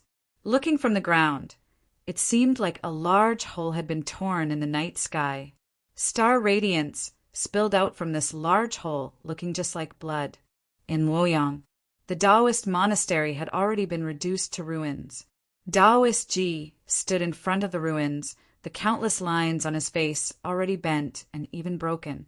He also seemed like a ruin. His face was still devoid of expression. He only quietly gazed at the phoenix that had appeared in the mist. The misty phoenix's 2 wings were already fully unfurled, spanning 2 long streets. As they flapped, rubble flew from the eaves, and then they stopped. The bolt of lightning in the night sky had vanished without a trace. The phoenix's beak had left the Taoist sword, and one could faintly see a hint of shattering in the phoenix's eyes. Perhaps it was because in the center of the misty phoenix's body, below those 2 wings, a large hole had appeared. White mist, blazing mist, and cold mist slowly flowed out from that large hole, looking just like blood. The peak of the mausoleum of books. The green leaf left the surface of the heavenly tome monoliths, slowly and heavily retreating into the darkness. It looked like a heavily injured bird that found it difficult to fly. Very few people could clearly see that this green leaf had suffered extremely severe damage. 2/3 of its surface had been shattered, only held together by the thin veins of the leaf. It was a very wretched sight. No one was looking at this green leaf. Everyone was looking at the Tianhai Divine Empress, shocked, speechless. The Tianhai Divine Empress gazed tens of thousands of li away at Xining Village, gazed at Luoyang, and then looked at the capital. A tinge of perplexity appeared in her beautiful phoenix eyes, which then transformed into a hint of pain. The black phoenix wings were already unfurled, slowly flapping behind her. That lotus sea, those lotus flowers, that ancient aura. Just a moment ago, they had arrived in front of her, and then they had been fanned into the 9 heavens by the black phoenix wings. Even though she had been using her strongest move to deal with the strongest attacks of the 3 saints, she had still held back, not giving her enemies any chance to take advantage of her weakness. But she had not expected that Bianghong and Wu Qiongbai, who had attacked with the resolve to die, would still not be the enemy's final move. To put it more accurately, she had not expected that the final enemy would be. The faint perplexity and pain in her eyes completely vanished in the next moment, leaving only indifference. She looked at her body. A spear had pierced through her body, tearing a large hole in her abdomen. This spear seemed very ordinary, its surface devoid of any decorations and pitch black. This was naturally no ordinary spear, or else how could it have pierced through her body? Fresh blood gushed out from the gaping wound, like mist but also like starlight. The spear began to burn, spraying out countless bewitching fragments of starlight. At the same time, it exuded an extremely profound and somber aura. The Tian-Hai divine Empress lowered her head to look at the spear that had pierced through her body. This is autumn slaying. Without waiting for an answer, she continued, somewhat sorrowfully, "It's been many years since I've seen it."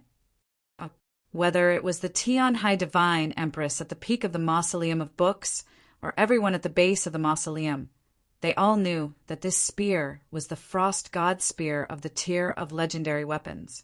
The autumn slaying that the Tian-Hai divine Empress spoke of was naturally not the name of the spear. This was the spear technique of the frost god spear, the supreme divine technique that Emperor Taizong had used to dominate the world. Ever since Emperor Taizong returned to the Sea of Stars, the frost god spear had remained hidden in the imperial palace. As for autumn slaying, it had never appeared in the mortal world again. Only tonight had it finally seen the light of day in Han Qing's hands.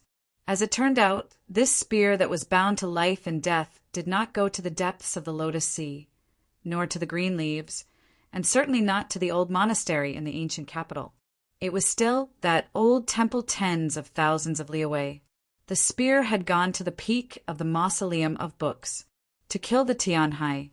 I will be leaving tomorrow and will not be able to write until very late. Thus, this update will be late at night. I will inform everyone in advance. Chapter 665.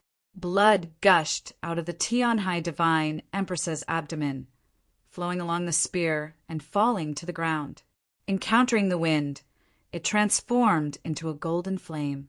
Even so, her face, illuminated by the light of the fire, was still pale and colorless. Just like her eyes, they were devoid of emotion. Autumn slaying was truly a good slaying. I truly did not think it would be you, because in my eyes, you were born noble and unsullied. Although you are not human, you value friendship and righteousness more than anyone else. When she said these words, she finally stopped referring to herself as we. Perhaps there was some deeper meaning, or perhaps it was because of pain, or perhaps it was just habit. She was used to treating her as an equal, human or inhuman. The Lotus Sea at the base of the divine path seemed rather disorderly under the blowing of the night wind, like a paddy field waiting to be harvested, welcoming a sudden torrential rain. The spear was already silent. The autumn wind gradually stirred, and frost descended upon the world. The edges of the lotus leaves were embroidered with white lines, the pink lotus flowers seeming to freeze. Han Qing stood in the Lotus Sea, his figure very lonely. It was impossible to imagine that it was he who had used the frost god spear to execute the autumn slaying and change history. Everyone around the Mausoleum of Books was stunned. No one noticed that the Tian-Hai divine Empress's words concealed some important information. He gazed at the peak of the Mausoleum of Books, a tinge of disappointment appearing on his elderly face. Friendship. The Tian-Hai divine Empress suddenly smiled, her smile somewhat pale. Yes, a demon-crowned prince who has lived among the humans for 1,000 years, just where his friendship should fall, is truly a problem. The Mausoleum of Books was deathly still. Upon hearing these words, everyone was even more shocked, countless gazes falling upon Han Qing. Divine General Han Qing was actually not a human but a demon? And he was the demon-crowned prince?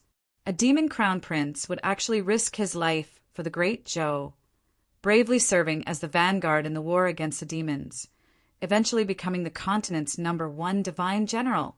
A demon-crowned prince would actually willingly guard the Mausoleum of Books for 600 years, until tonight, deeply loved and trusted by the people? Deeper in the Lotus Sea, Byonghong and Wu Qiongbai did not react. In the darkness, the Pope also did not make a sound. It was obvious that these experts that had entered the divine domain had already known of this secret. The Tianhai divine empress calmly asked him, "Why do you want to kill us?" Han Qing was silent for a very long time, then said, "I am the demon crown prince, and even more so a loyal minister of the great Zhou." The Tianhai divine empress replied, "If you are a loyal subject, you should be loyal to us. This is His Majesty's last order." "I must carry it out," Han Qing said to her. The Tianhai divine empress gazed at the lotus sea and leisurely said, "So even today to you the great Zhou still only has Emperor Taizong." Han Qing said, "To me the empress is also His Majesty." The Tianhai divine empress suddenly asked, "How did Taizong treat you?" After a moment of silence, Han Qing said, "His Majesty treats me like a brother." The Tianhai divine empress jeered, "Your brothers and sisters are already dead, hanging in the Lingyan pavilion." Han Qing did not speak because he did not know what to say. The Tianhai divine empress said, "Emperor Taizong used you and also doubted you. Before his death, he forced you to swear an oath to the starry sky that you would guard the mausoleum for the rest of your life and never come out into the world. Otherwise, 600 years ago, you would have already entered the divine domain. In the end, it was we who thought of a way to remove these shackles on your body. We have treated you with kindness." Han Qing took in a deep breath, then said, "The Empress treated me as a bosom friend. Back then, no matter what the Elder of Heavenly Secrets and the Pope said, the Empress placed great trust in me, assisting me in distancing myself from the troubles and dangers of the world, assisting me in breaking the oath to the starry sky. It can be said that this kindness is as deep as the sea." The Tianhai divine empress added, "We also promised you that we would definitely lead the army into Shuilao City and have you personally kill the demon lord." At these words, those gazes on Han Qing became even more solemn. Just what sort of grudge existed between this enigmatic demon crown prince and the demon lord that made him leave Shuilao City 1,000 years ago and even make it his goal to personally kill the demon lord? Principal Shang made the same promise to me. After a moment of silence, Han Qing said, "If I can complete His Majesty's final order, the demon lord will die tonight." It was very quiet in the direction of Luoyang. These words were like thunder. A perplexed look appeared on the Tianhai divine empress's face. "Is that so? Is he also going to die?" These words contained the word death and the word also. Han Qing heard them, and for some reason he felt like the armor on his body had become countless times heavier, making it somewhat difficult to breathe. "The Empress's kindness to me is as heavy as a mountain, as heavy as the sea, far surpassing His Majesty's. But His Majesty's kindness is first. If not for His Majesty, I would have died 1,000 years ago. The kindness of a single meal is not something I dare to forget, because that was the beginning of everything." As he said these words, his voice slightly trembled, not at all confident. It was somewhat like he was trying to forcefully convince someone, or perhaps convince himself. Now that things had come to this, there was no need to say anything more. Words had come to this, had come to an end. The Tianhai divine empress had no further interest in speaking with him. Her gaze moved up from the lotus sea to the distant capital. The occasional light of fire could be seen in the streets of the capital, and shouts could be heard once more. It was very chaotic, but there was one region that was very quiet, pitch black. "Even after dying for so many years, you are still not willing to let me go." That man had already died several centuries ago. She had ascended the throne as a woman, driven his descendants out of the capital, and subjected them to endless humiliation. She believed that she had succeeded in returning all the pain she had suffered back then, that she was the final victor. Yet tonight, she realized that after so many years, she was still fighting with that man.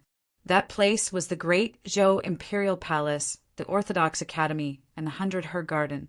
Since many years ago, She had lived in these places, fought in these places, and seen many people and things.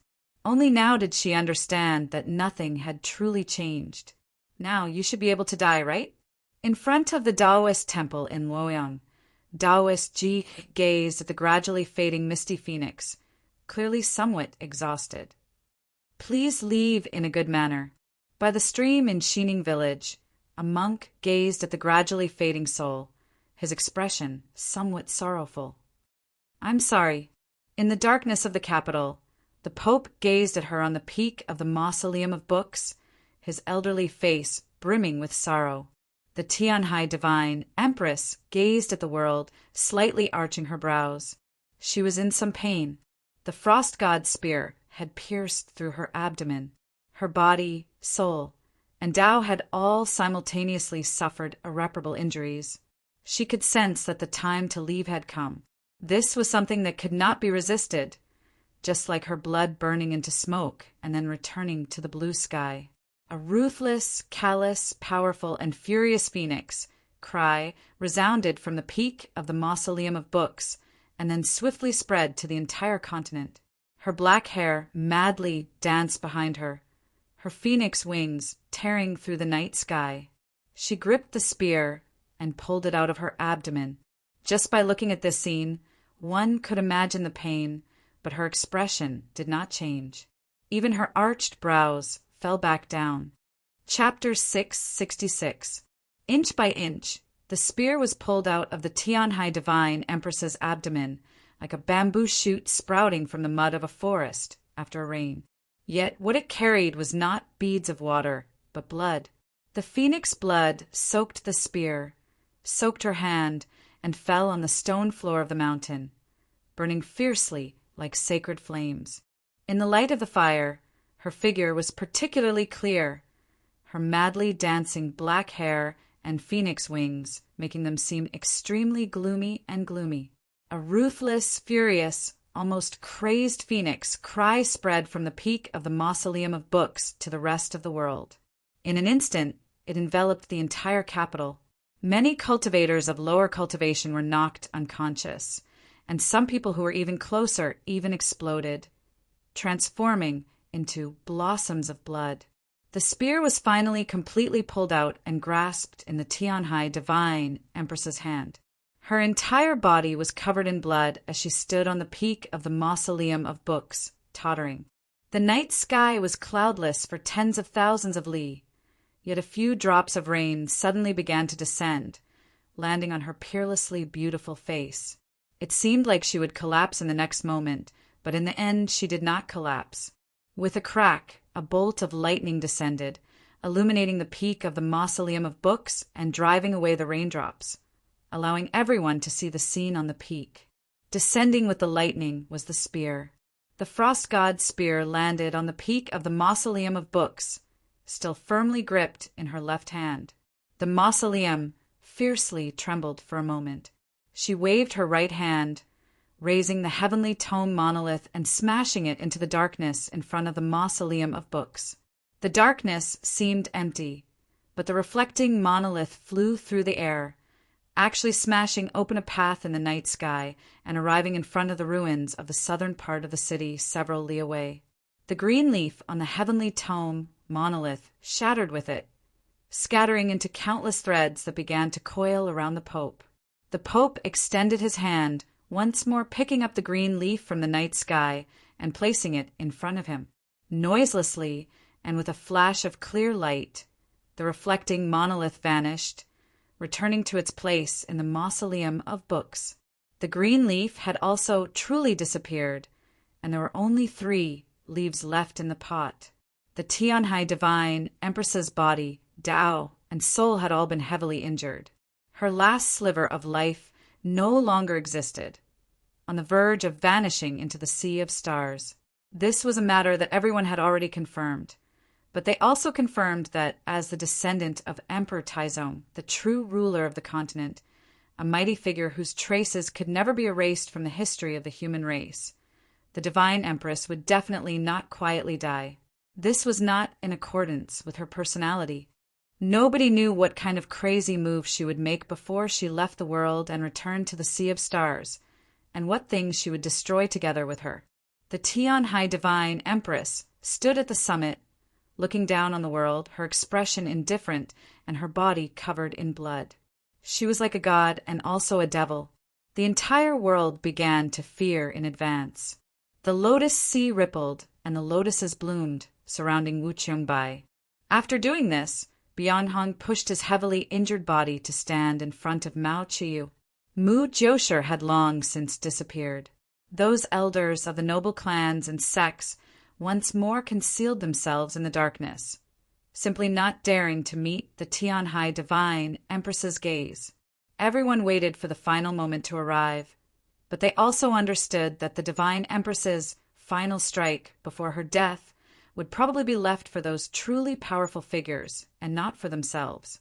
The Tianhai Divine Empress gazed at Luoyang. The darkness in front of the Taoist temple suddenly shattered. The misty phoenix also shattered, transforming into countless cracks in space that surged towards Taoist Ji. Taoist Ji's expression abruptly froze.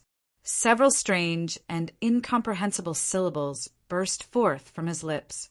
A wooden sword pierced through the air from the ruins of the Taoist temple, transforming into a bright stream of light. It chopped down in a seemingly random manner in the darkness.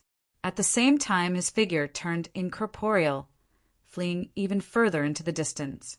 Countless streams of blood scattered through the night sky of Luoyang, looking like a line of blood 10-some li long. Taoist Ji flew through the night sky and landed on the street, his entire body covered in wounds and blood everywhere. The last book of the 3,000 scriptures of the Taoist canon had been praised in the language of dragons and slashed with his life-bound wooden sword. He had still not been able to resist the Taoist technique of the Tianhai Divine Empress, but he had still managed to survive. The Tianhai Divine Empress paid no more attention to Luoyang. Drawing back her gaze, she turned to a nameless street in the southern part of the capital. At this moment, the Pope was standing on the street, standing in the puddles, standing between collapsed houses and corpses. The Pope gazed at the peak of the mausoleum of books, at the world that had suffered so many calamities tonight. His elderly face was brimming with sorrow. The entire world was extremely quiet, waiting for the final contest between these two saints. Suddenly, the Pope put down the green leaf in his hand. Cries of alarm rose up everywhere in the darkness, soon followed by the sound of air being torn apart. Countless experts of the Li Palace, disregarding the Tianhai Divine Empress's gaze, desperately rushed over, because everyone could clearly see that the Pope was prepared to let go. The Pope was prepared to leave this world together with the Tianhai Divine Empress and return to the Sea of Stars. Time seemed to slow, but in reality it passed at a normal pace. Nothing happened. The world was still very quiet. The green leaf slowly drifted in the puddles of corpses and bricks. At the peak of the mausoleum of books, the Tianhai Divine Empress's lips perked up, revealing a mocking smile. She was mocking her former companion. Truly boring. How could we follow your wishes? Divine General Han Qing stood at the end of the divine path. Gazing at the peak, the emotions in his eyes rather complex. The Pope had put down the green leaf, but the Divine Empress had not moved against him. But even if he really could put down that lunchbox, the Empress would probably not let him go, right? Those complicated emotions vanished in a flash. Han Qing truly calmed down, waiting for the moment when the spear pierced through his body. Suddenly, the starlight at the peak of the mausoleum of books scattered. A straight path appeared in the night sky. Soon after, the howl of a spear like a thunderclap resounded. With a wave of the Tianhai Divine Empress's sleeve, the frost god's spear pierced through the darkness like a bolt of lightning, flying towards a certain place in the capital. She did not even glance at Han Qing. This sort of disregard was her true mood and attitude. The frost god's spear returned to its place, the great Zhou Imperial Palace. In the distant capital, an extremely heavy crash resounded, soon followed by the collapse of a building. They watched as he built that building. He built that building. They watched as his building collapsed. "We will destroy your building." The building collapsed from the high platform, fell to the ground, and was smashed to pieces. The most famous building in the capital for several centuries, the Lingyan Pavilion, the symbol of the great Zhou dynasty, disappeared just like that. The torrential rain over Chungong Mountains was still falling, corpses strewn about in the rain. The sixth-ranked divine general of the continent, Tian Chui, was the divine empress's most loyal subordinate. The Han province army he led was the strongest in the great Zhou northern army. Although they had been ambushed tonight, their resistance had been the fiercest, and they had suffered the most grievous casualties.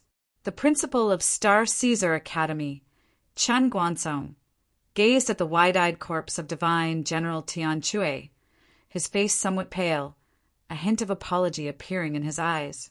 Tonight, if he had not used his status as his teacher to successfully ambush Tian Chui with the army and the experts of the Tianhai clan, it would have been impossible to halt the advance of the Han province army. Your teacher will assuredly fulfill your dying wish and lead the army into Shualao City. So, Tian Chui, you can rest in peace. An indifferent voice suddenly rang out in the rainy night. Do you think you have the right? Chapter 667. Chen Guansong was an extremely senior member of the great Zhou army, skilled in enduring silently, deeply trusted by the divine empress. He had managed Star Gazing Academy for many years, had a large number of disciples in the army, and his strength was unfathomable. He had long since become half a step from the divine, and he had played an extremely important role in the early autumn rebellion. If nothing unexpected happened, he would assuredly become the leader of the great Zhou army, ascending to the highest peak of authority together with Shang Xingzhou. Moreover, he would become the commander-in-chief of the great Zhou army's northern expedition against the demons. However, just as victory was right in front of him, he died. His death was wretched, burned to death by the true fire of the heavenly phoenix. Moreover, he had not died immediately. He had been burned for a very long time before he stopped breathing. Before dying, he experienced the most painful torture in the human world, because this was the Tianhai divine empress's vengeance. Before she left this world, she had avenged him ahead of time. At the same time, she had avenged those subordinates who had been loyal to her to the death.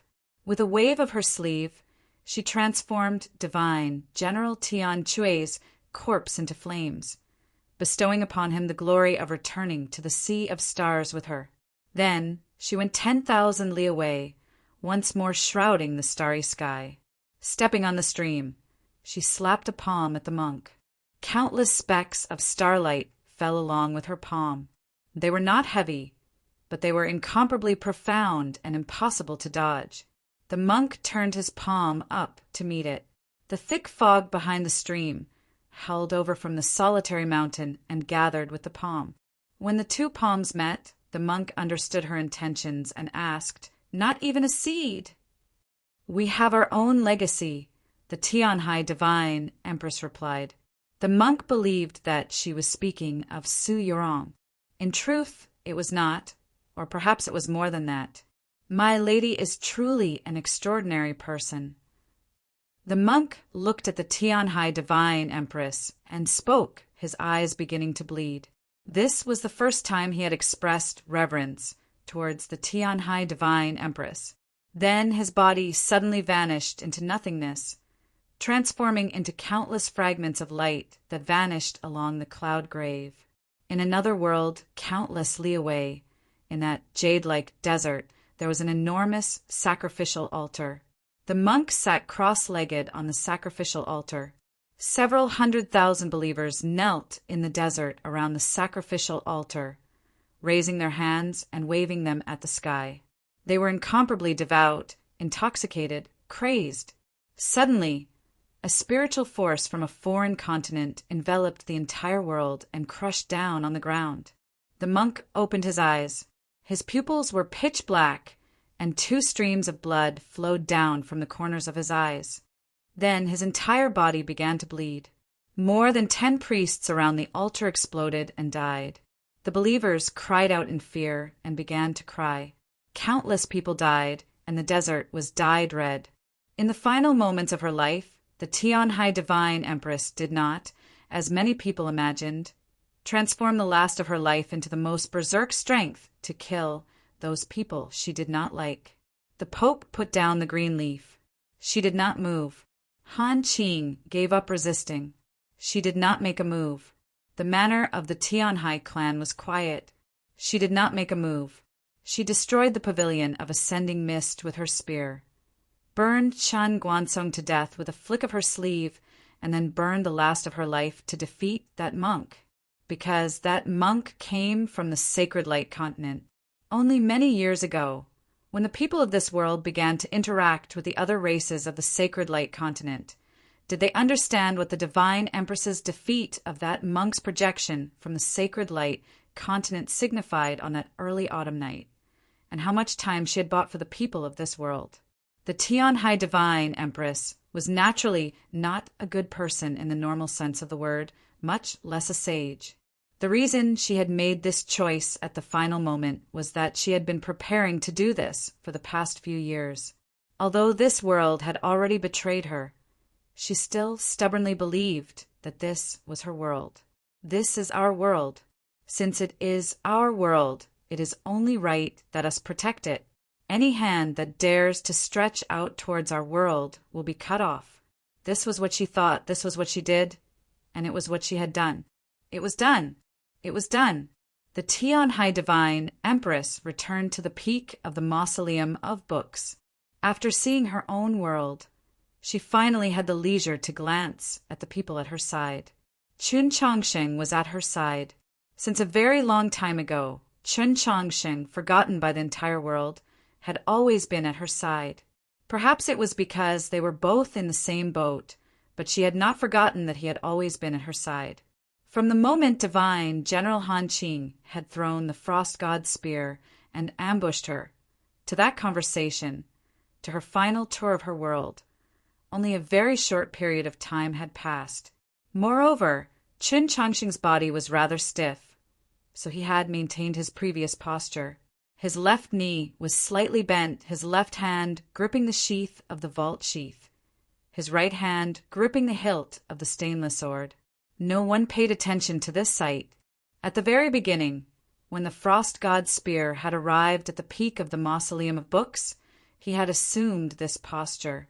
At the time, the Tianhai Divine Empress's body, Tao, and soul were not present, and there was no one to protect her. The Frost God's spear had come. He did not even think about the so-called camps, the so-called mother and son issues. He instinctively gripped his sword, wanting to block this spear for her. He was still heavily injured and extremely weak, but he still had several thousand swords in his sheath and that string of stone pearls. But this was the Frost God's spear. This was the Divine Han Qing spear. There was simply no time for him to react. Like a bolt of lightning, the spear pierced through the Tianhai Divine Empress's body. He could only stare at this sight, unable to do anything. The sword could not arrive, only the mind. You want to save us? The Tianhai Divine Empress slightly arched her brows. Chun Chongsheng didn't know what to say. With just you, the Tianhai Divine Empress jeered at him. In the next moment, the black phoenix wings vanished in the wind. Suddenly, the mocking smile on her face disappeared without a trace, and she fell backwards. Chun Chongsheng lunged forward and took her into his embrace. The Tianhai Divine Empress gazed at the vast sky of stars, an expression of loathing appearing on her face as if they were too dazzling. He carried her and made a half circle, blocking the starlight behind him, just like several years ago when they first met. At the time in the imperial palace by the pond, when that squirrel ran past, he had hugged her and made a half circle, blocking the flower pot that had not fallen behind him. The rain once more began to fall from the night sky, pitter-patter. The vast sky was clearly filled with stars. An extremely faint ray of light could be faintly seen on the distant horizon, but the peak of the Mausoleum of Books was incomparably dark.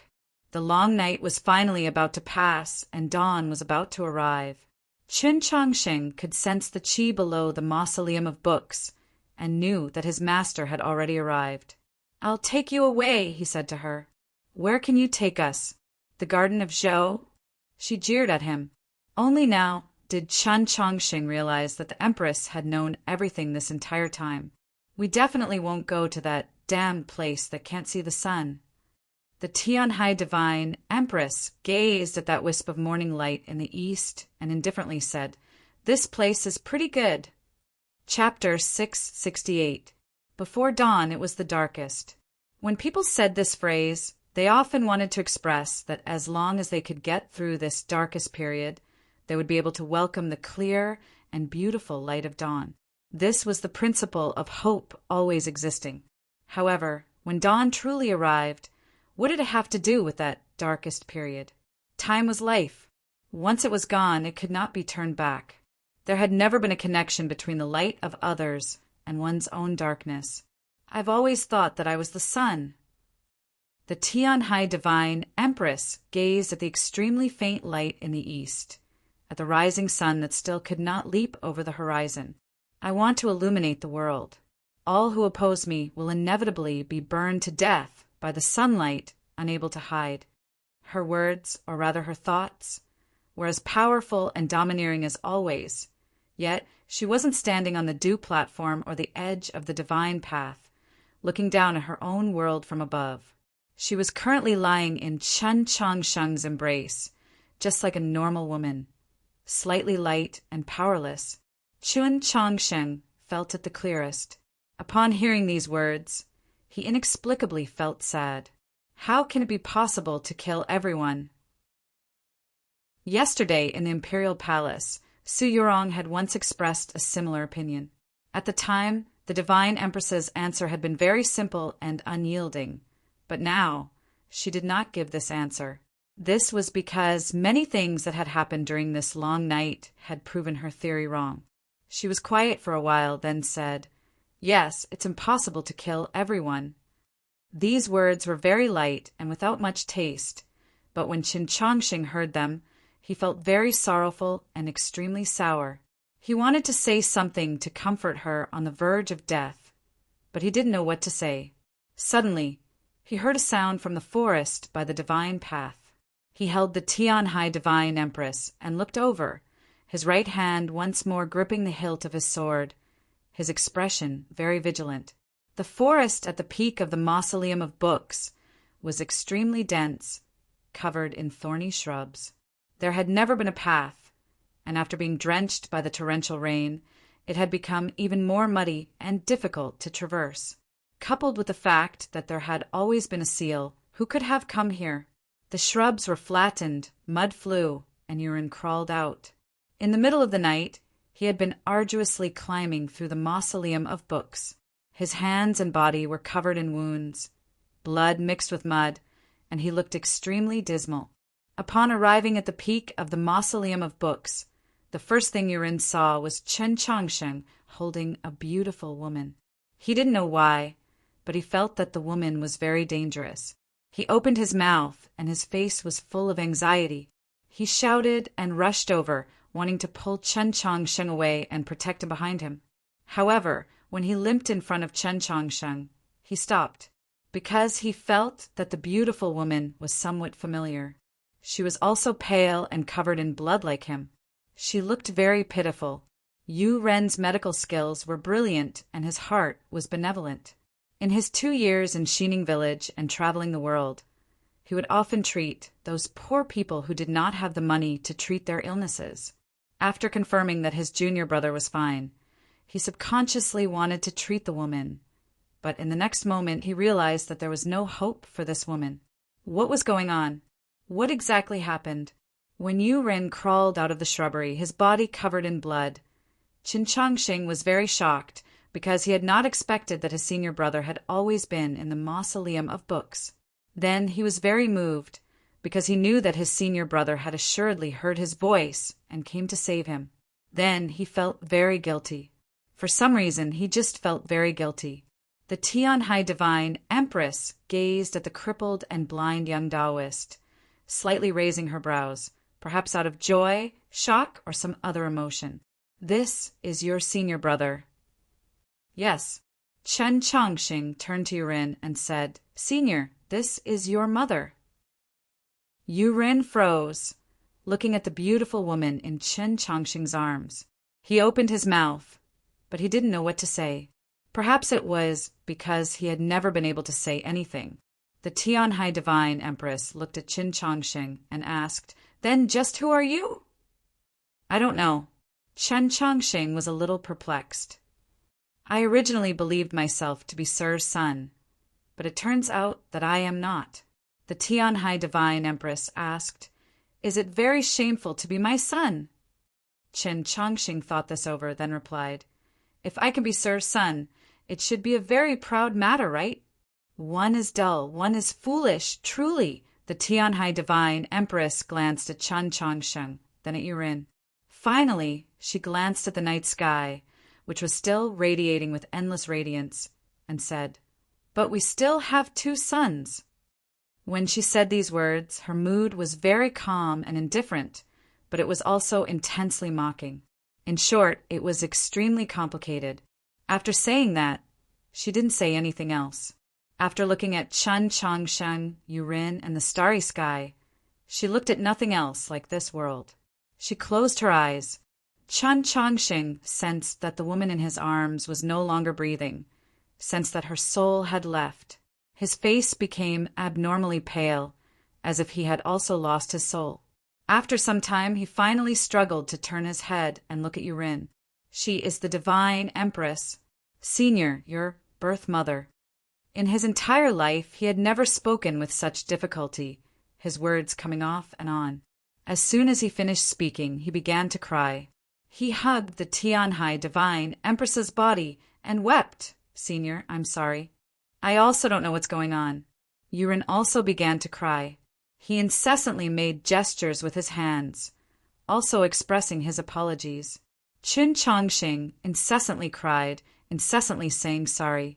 Yurin incessantly cried, gesturing that he was sorry. Chen Chongqing didn't know why he was saying sorry to his senior brother. Yurin also didn't know why he was saying sorry to his junior brother. If carefully analyzed, this sorrowful apology was naturally reasonable, but at this moment it was impossible to clearly explain. Perhaps it was because this world had let them down, but they had nowhere to find the reason. The rain had stopped long ago. Whether it was the torrential rain or the drizzle that fell from the heavens and earth in response, they had all stopped. The sun had still not completely risen over the horizon, but the sea of clouds was already beginning to glow. The eastern sky was about to break. The Pope did not suppress his injuries and returned to the Li Palace. Wu Qiongbai carried her husband, heavily injured and on the verge of death, out of the capital. From Luoyang, Shang Xingzhou arrived at the Mausoleum of Books. Many ministers of the great Zhou imperial court, the soldiers of the imperial guard and the city guard, and the forces of the orthodoxy had already arrived at the Mausoleum of Books. The Lotus Sea had already vanished, and the sea of people surrounded the Mausoleum of Books like a tide. Tian Haichenwu had brought his loyal subordinates and also arrived at the base of the divine path. His expression was very indifferent, devoid of sorrow. Su Shiji, who had not appeared for an entire night, also came. His face was expressionless, his thoughts inscrutable. So-called familial love was all fake. So-called loyalty was sometimes also fake. The sky passed day by day, and the earth also passed by day. Just how many dynasties could the people or affairs of the world endure? Shang Xingzhou walked up to the peak of the Mausoleum of Books. Han Qing made way. Shang Xingzhou stepped onto the divine path, his Taoist robe drifting in the wind, as if he was not a person of the mortal world. Chen Chongqing gazed at his master, gradually walking up the divine path, and sensed his will. He carried the Tianhai Divine Empress's body on his back and walked down the Mausoleum of Books. During this entire process, Yu Ren's gaze had always rested on him and the Tianhai Divine Empress's body. There was only one path to the Mausoleum of Books. Shang Xingzhou walked down the divine path. Chen Chongqing carried the Tianhai divine empress's body down the mountain. Master and disciple met in the middle of the divine path. Shang Xingzhou did not glance at him. He also did not glance at Shang Xingzhou. Master and disciple brushed past each other, acting like strangers. After some time, Chen Chongqing vanished into the forest beneath the Mausoleum of Books. Shang Xingzhou arrived at the peak of the Mausoleum of Books. He lovingly and majestically rubbed Yu Ren's head, and then he took Yu Ren's uninjured hand. He brought Yu Ren to the edge of the divine path. At the highest place in the world, he raised Yu Ren's hand. The princes of the Chen clan, the representatives of the various sects and clans, countless officials of the Great Zhou, priests of the Li Palace, and soldiers all kneeled on the ground. Like a tide, they all cried, "Long live!" The morning sun rose, illuminating the peak of the Mausoleum of Books. The morning light fell on the monolith. This was the tallest monolith of the Mausoleum of Books. There were no words, no lines, no designs on it.